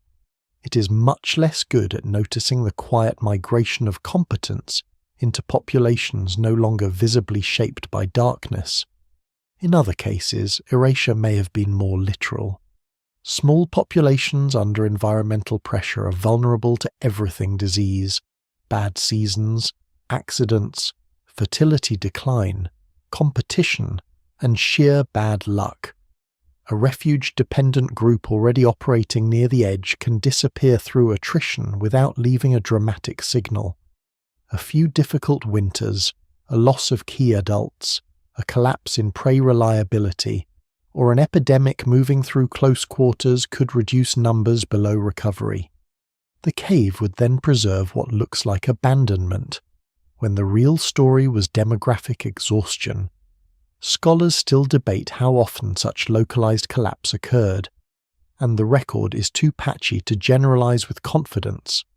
But no single explanation fully accounts for the uneven end of dark lifeways unless some groups are allowed simply to fail and leave no descendants we can now isolate. There is a cruel irony here.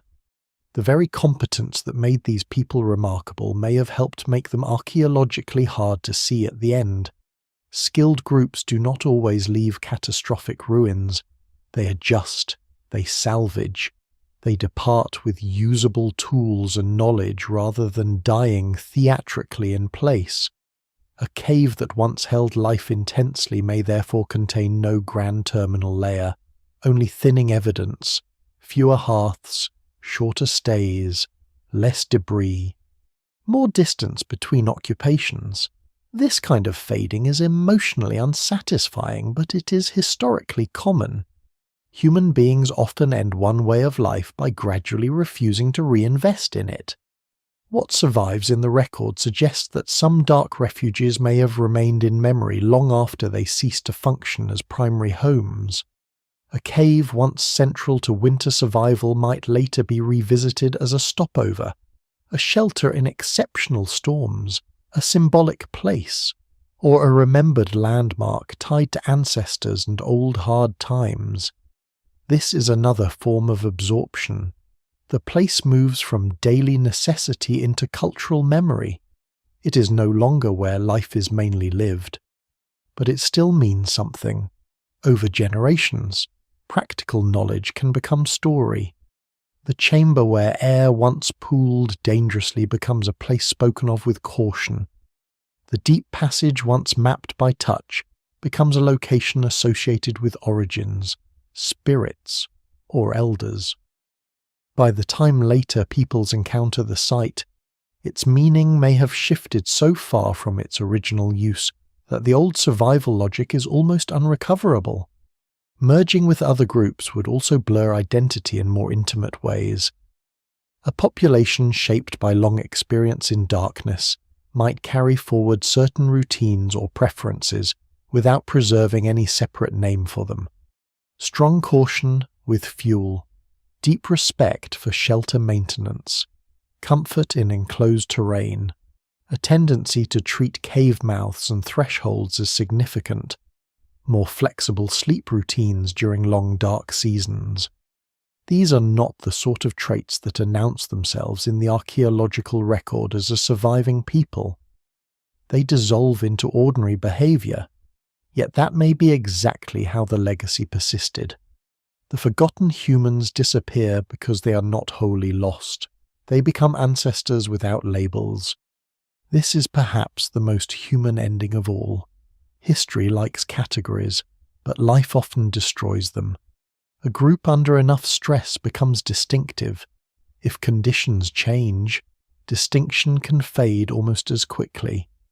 Children marry outward. Seasonal patterns loosen. New opportunities arise. Old refuges become burdens. The habits remain one generation longer than the reasons. Then the habits themselves thin. Eventually, descendants may walk past the same caves without imagining that their own grandparents' grandparents once depended on them for survival. The record is left holding only fragments, while the people have already been folded into a broader human stream. There is also the possibility of erasure by later reuse. Caves are persistent features in the landscape, and later humans often return to the same shelters for entirely different reasons. A site used in one age for domestic refuge may later serve as a burial place, a ceremonial chamber, a short-term camp, a livestock shelter, or simply an attractive landmark.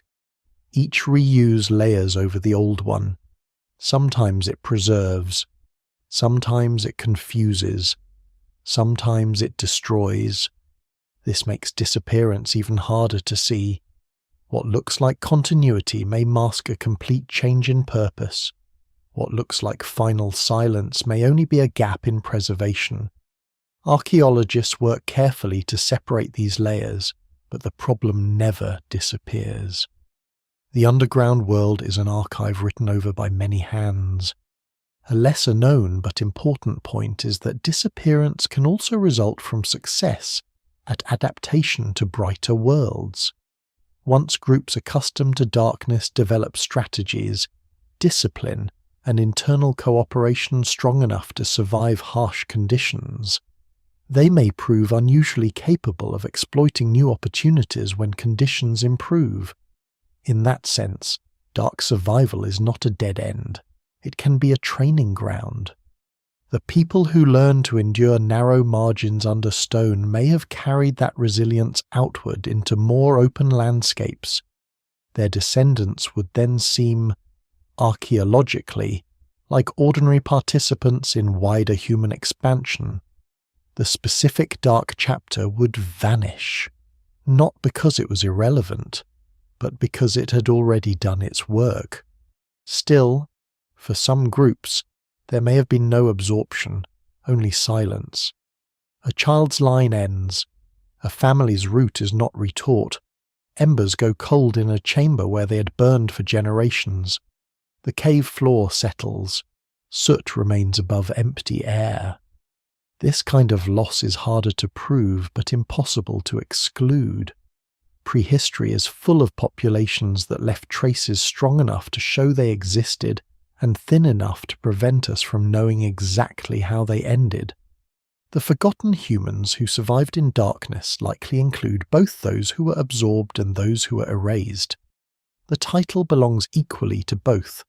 One kind vanishes into descendants, the other vanishes into stone. What matters is that neither fate preserves identity cleanly. There is no surviving nation of the dark to remember them. No later chronicle says these were the people who once lived inward from the light. Their disappearance is precisely why the story must be reconstructed from soot, footprints, lamps, cut bones, and repeated returns to difficult spaces.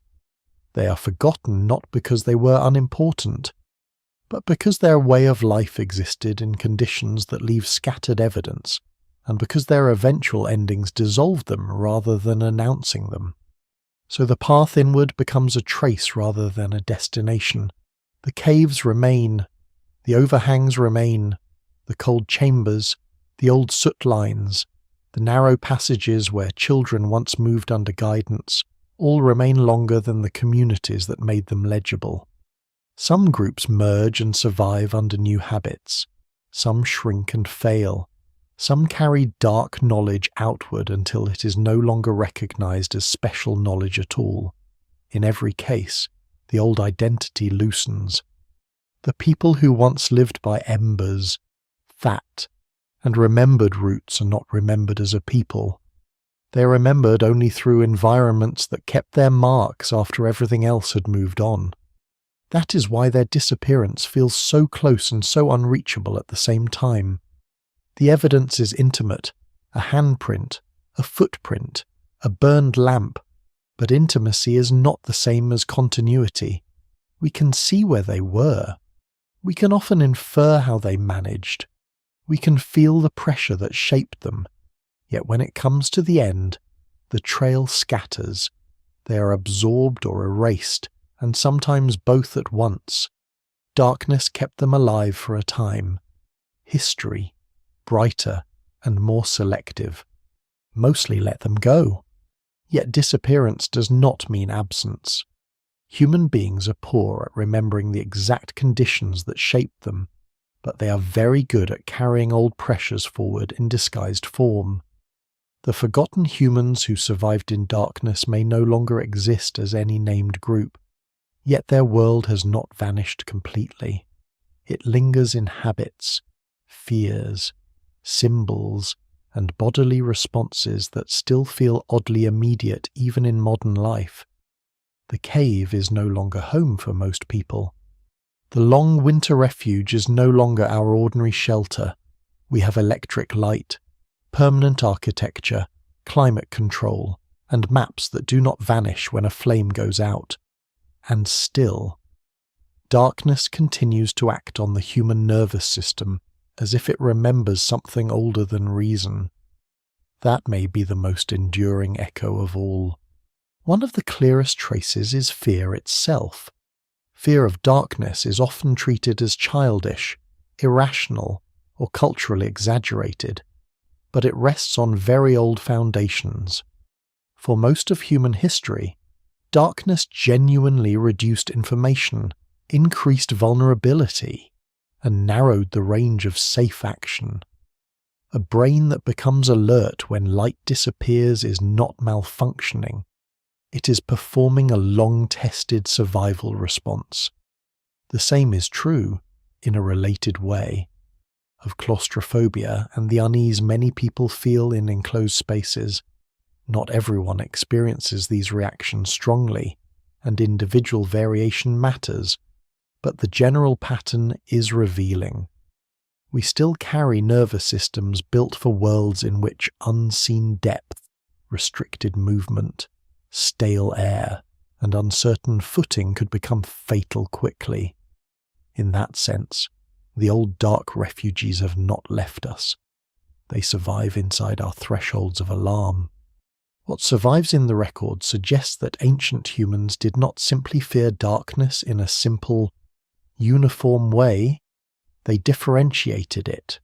There was the known dark and the unknown dark, the manageable enclosure and the dangerous one, the chamber whose air could be trusted, and the passage where a failing flame would bring real panic. Modern responses may preserve faint versions of the same distinction. Many people are comfortable in a familiar bedroom at night but uneasy in an unfamiliar basement, tunnel, cave, or windowless room. The reaction is not only about light level, it is about control, root knowledge, breath, and escape. That pattern feels ancient because it almost certainly is. Sleep may also carry an echo of older adaptation. Modern sleep problems are shaped by many causes, including artificial light, stress, work schedules, and urban life, so simple comparisons are risky. Still, the human tendency toward broken sleep, night waking, heightened attention to sound in the dark, and seasonal shifts in rest is easier to understand when placed against a deeper past. Long before modern insomnia, people in dark, enclosed, or highly seasonal environments had to sleep lightly enough to notice changes in fire, weather, children, predators, and smoke. Scholars still debate how continuous or segmented ancient sleep truly was across cultures and climates, but no single explanation of modern human nighttime sensitivity is complete without acknowledging that uninterrupted secure darkness is historically unusual. For many generations, darkness required partial vigilance. Symbolism survives even more, obviously. Caves, tunnels, cellars, crypts, womb-like chambers, hidden interiors, thresholds between light and dark, all continue to carry extraordinary weight in human culture. They appear in myths of origin, burial, revelation, transformation, exile, refuge, monsters, saints, ancestors, and rebirth. This does not prove direct memory of any one prehistoric dark-adapted population. Cultural symbols are too fluid and too overdetermined for that. But the recurrence is telling. Human beings repeatedly use darkness and enclosure to think about beginnings and endings, about danger and protection, about what is hidden and what must be discovered carefully. That symbolic persistence makes more sense if enclosed darkness was not a marginal oddity in deep human experience, but a recurring environment in which bodies and meanings were both shaped. There may even be subtler echoes in what kinds of spaces still calm us. A fire in a sheltered place remains one of the oldest comfort images in human life. So does a protected interior with a visible entrance, a controlled source of warmth, familiar bodies close by, and the assurance that the outside can be watched from within. Modern architecture, camping behavior, domestic lighting, and even leisure preferences sometimes preserve this logic in softened form.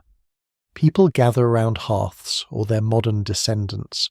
They prefer corners, alcoves, covered seating, sheltered overlooks, and rooms where the door can be seen. These tendencies do not need a single prehistoric explanation to exist, yet they resonate strongly with the old grammar of refuge warmth contained, boundary secured, darkness held back but not entirely banished. A lesser-known but intriguing echo may lie in sensory pleasure itself. Many people are drawn to acoustically sheltered places, to the hush of stone interiors, to the focused calm that comes when the visual field narrows and other senses rise slightly in importance. Others experience the opposite and feel immediate distress. Both reactions may reflect the same deep inheritance. The environments that once preserved life also imposed cost. It would be surprising if the human relationship to enclosure was simple.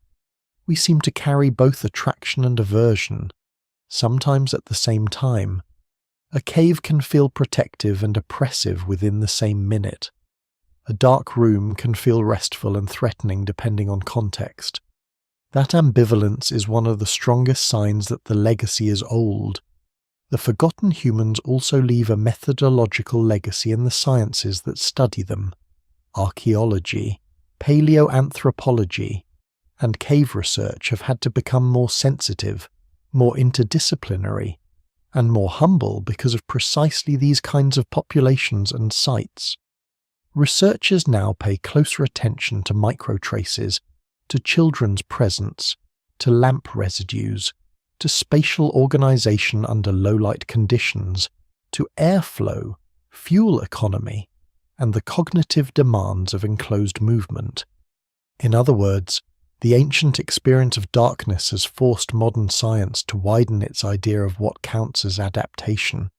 Survival is not only visible in weapons or monumental construction, it is visible in soot patterns, root discipline, and the domestic organization of seemingly hostile space. That is a quiet but profound shift in how we understand the human past. There is also a moral echo here. The people who survive in the hardest conditions are often the easiest for history to overlook because their achievements do not resemble later prestige. They leave no palaces, no inscriptions, no official names, no dynastic memory. They leave competence. They leave traces of having kept children alive in bad places. They leave evidence of practical intelligence distributed through ordinary acts. In that sense, the forgotten humans of darkness belong to a much larger human pattern. The record preserves the powerful unevenly. It often takes more effort to see endurance than dominance. Yet endurance may tell us more about the species. Scholars still debate how far these echoes can responsibly be carried into the present, and caution is wise. It would be too simple to say that every fear of the dark, every symbolic cave, every sleep disturbance, or every preference for enclosure comes directly from prehistoric refuge life. Human beings are shaped by many layers at once. Biology, culture, local environment, childhood experience, and historical change all interact. But what survives in the record suggests that darkness was not a marginal force in human development. It pressed repeatedly on bodies, households, and imaginations. If modern humans still react strongly to darkness and enclosed space, that reaction is not happening in a vacuum. It belongs to a long relationship. The deeper legacy may be epistemic. Darkness taught ancient humans that not everything important can be seen at a glance. Air can kill without visibility. A root can exist in memory more securely than on sight. Safety can lie inward, not outward. Skill can matter more than strength. These are lessons about attention as much as environment. In some sense, they remain relevant because human life is always full of invisible conditions that must be inferred, managed, and respected. The old dark world trained a certain form of caution, and traces of that caution may still live in the way we approach uncertain space, hidden systems, and fragile shelters of all kinds. So the forgotten do continue, just not in the dramatic way folklore prefers. They continue when a child fears the unlit hallway for reasons older than the hallway itself. They continue when a flame in a protected room still feels more comforting than its practical function can explain. They continue when caves across the world remain places people enter with lowered voices, sharpened attention, and a strange sense that the air itself remembers other kinds of human life.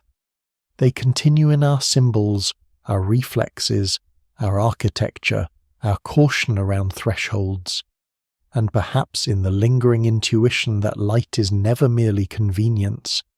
It is safety, information, and grace against a condition that shaped us long before we could name it. The people themselves are gone into wider humanity, but the pressure that formed them is not gone. It still lives at the edge of perception whenever the power fails, whenever the corridor narrows, whenever breath feels too precious in a closed room, whenever the old unease rises before reason has explained it. In those moments, the forgotten humans who survived in darkness are not entirely past. They are present as inheritance, faint but persistent, reminding us that a great deal of human history was written not in sunlight and open fields, but in chambers where the next hour depended on embers, memory, and the discipline to remain calm when the light grew thin. In the end, what makes these humans so easy to lose is also what makes them so important. They do not stand at the centre of the old historical imagination. They built no empire that could preserve their name. They left no city rising above the plain, no archive of kings, no monument large enough to force remembrance on later ages. They lived in margins under stone, in dim winters, in landscapes where shelter had to be stolen from geology and maintained with exhausting care. Yet this very marginality reveals something central about our species. Human beings are not defined only by what we create in comfort. We're also defined by what we can sustain when comfort disappears. The forgotten humans who survived in darkness belong to that harder truth. Their story begins with pressure, but it does not remain a simple story of desperation. That is the first lesson worth carrying forward. A people can enter darkness because the world leaves them little choice, and still develop within that darkness a form of intelligence, order, and meaning that is more than mere emergency. What survives in the record suggests exactly that progression. Shelter becomes routine. Routine becomes knowledge. Knowledge becomes culture. The cave or dim refuge ceases to be only a temporary answer and becomes a world with its own rules, its own map of danger and safety, its own skills, memories, and patterns of care. That transformation matters because it shows how quickly humans turn repeated necessity into inhabitable life. It also shows how costly that process is. The story has always been balanced on a contradiction. Darkness protects and injures at once. Fire preserves and poisons. Enclosure shelters and constrains. The group survives because it learns to manage these contradictions, not because it escapes them. Lungs still suffer. Sleep still breaks. Children still face risks no child should face if there were easier alternatives. A single misjudged route. A single bad season. A single failure of fuel or air can undo years of careful routine. Scholars still debate the exact intensity and duration of many dark adapted lifeways, and the evidence remains incomplete in ways that should keep us honest. But no single explanation fully accounts for the traces unless we accept a difficult reality. Some humans really did learn to live far inward from the conditions most later people would consider tolerable, and they did so without ceasing to be recognizably, painfully human. That may be the deepest reason the story continues to grip the imagination. It reminds us that survival is not always heroic in the way modern narratives prefer. Sometimes it is repetitive, cramped, smoky, and almost invisible. Sometimes it means teaching children the shape of a dangerous flaw in weak light. Sometimes it means carrying fuel farther than the body wants to go. Sometimes it means learning to hear the difference between harmless echo and real threat, or preserving a flame through a night that feels too long to measure. These are not glamorous acts. They do not look like greatness from a distance. Yet they are forms of greatness all the same, because they are what allow a lineage to continue one season longer than the world expects. The forgotten humans of darkness also remind us that the boundary between environment and mind is thin. A world of enclosed space, uncertain light, and high consequence does not simply change behavior on the surface. It enters memory, sleep, fear, teaching, symbolism, and social life. The children raised there learn a different normal. The adults who master it carry a different sense of what competence means. The group's relationship to danger changes. The unseen becomes more real. Not because of fantasy, but because air, root, and sound already matter as much as visible terrain. In this way, darkness becomes not just a setting, but a teacher, a hard one, but a teacher all the same. And yet even the best lesson is temporary if the world that required it begins to shift. That is the second great truth of the story. Adaptation is not permanence. A strategy can be brilliant and still be abandoned. The shelters fail, or the prey moves, or the fuel runs too thin, or the children begin coughing harder than the refuge can justify. Sometimes the old way of life collapses. Sometimes it dissolves into something broader and brighter. Sometimes the people themselves are absorbed into neighbouring worlds so completely that their special competence leaves no visible signature behind. The caves grow quiet, and archaeology later mistakes silence for disappearance. But silence is only part of what happened. What often vanishes is not the people, but the conditions that once made darkness the centre of life. That is why they're forgotten, not because they lacked importance, but because they belong to a human mode that leaves faint, scattered evidence, and because their endings were more often mergers than memorials.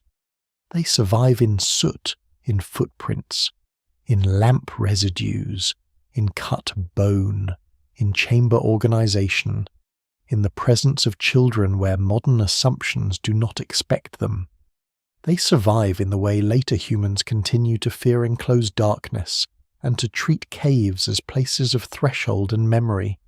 They survive, perhaps most of all, in the widened understanding they force upon us. Human history is not just the story of expansion into bright open worlds. It is also the story of contraction into narrow ones, and of the astonishing discipline it takes to remain human there. What survives in the record suggests that our species has always possessed this double capacity. We move outward into oceans, plains, and skies. We also move inward, into caves, winters, and hidden spaces where the terms of life grow small and exacting. We are creatures of horizon, yes, but also of shelter, creatures of daylight, but also of the guarded ember. The forgotten humans who survived in darkness stand at that inward edge of the human possibility.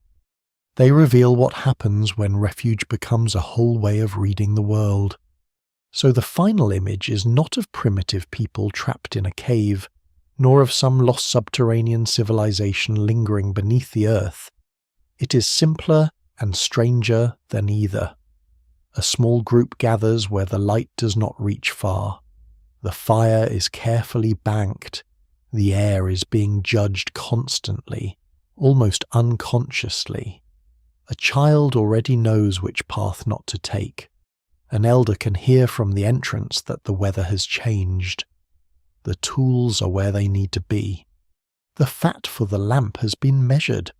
Outside, the wider world remains cold, unstable, and indifferent.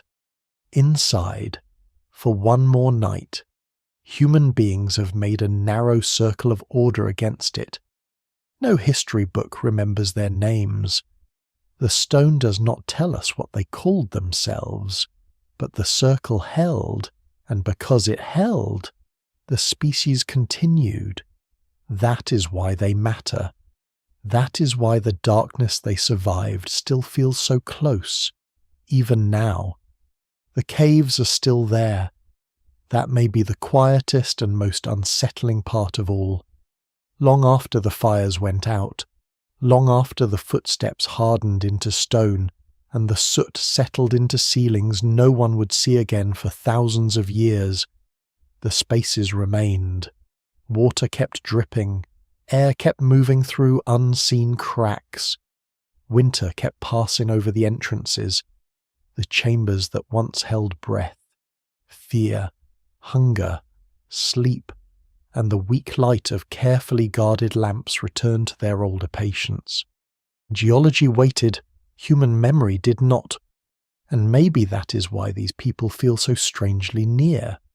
They are gone in the way most ancient lives are gone, without names, without final speeches, without any clean line between survival and disappearance. Yet their world does not feel entirely foreign. It feels like an older version of something still present in us. Some deep recognition that light is fragile, that shelter is never trivial, that a familiar refuge can become the whole difference between living and not living. The distance between their lives and ours is immense, but not complete.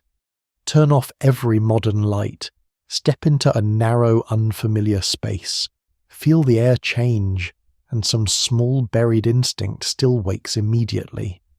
What they understood, perhaps more clearly than most who came later, is that human life is not only built in open triumph, it is also built in confinement, repetition, and care. It is built by remembering where safety lies when safety is small. It is built by carrying warmth inward, by teaching children the route, by trusting the known wall, the known ember, the known voice in the dark. Civilizations like to remember themselves through monuments.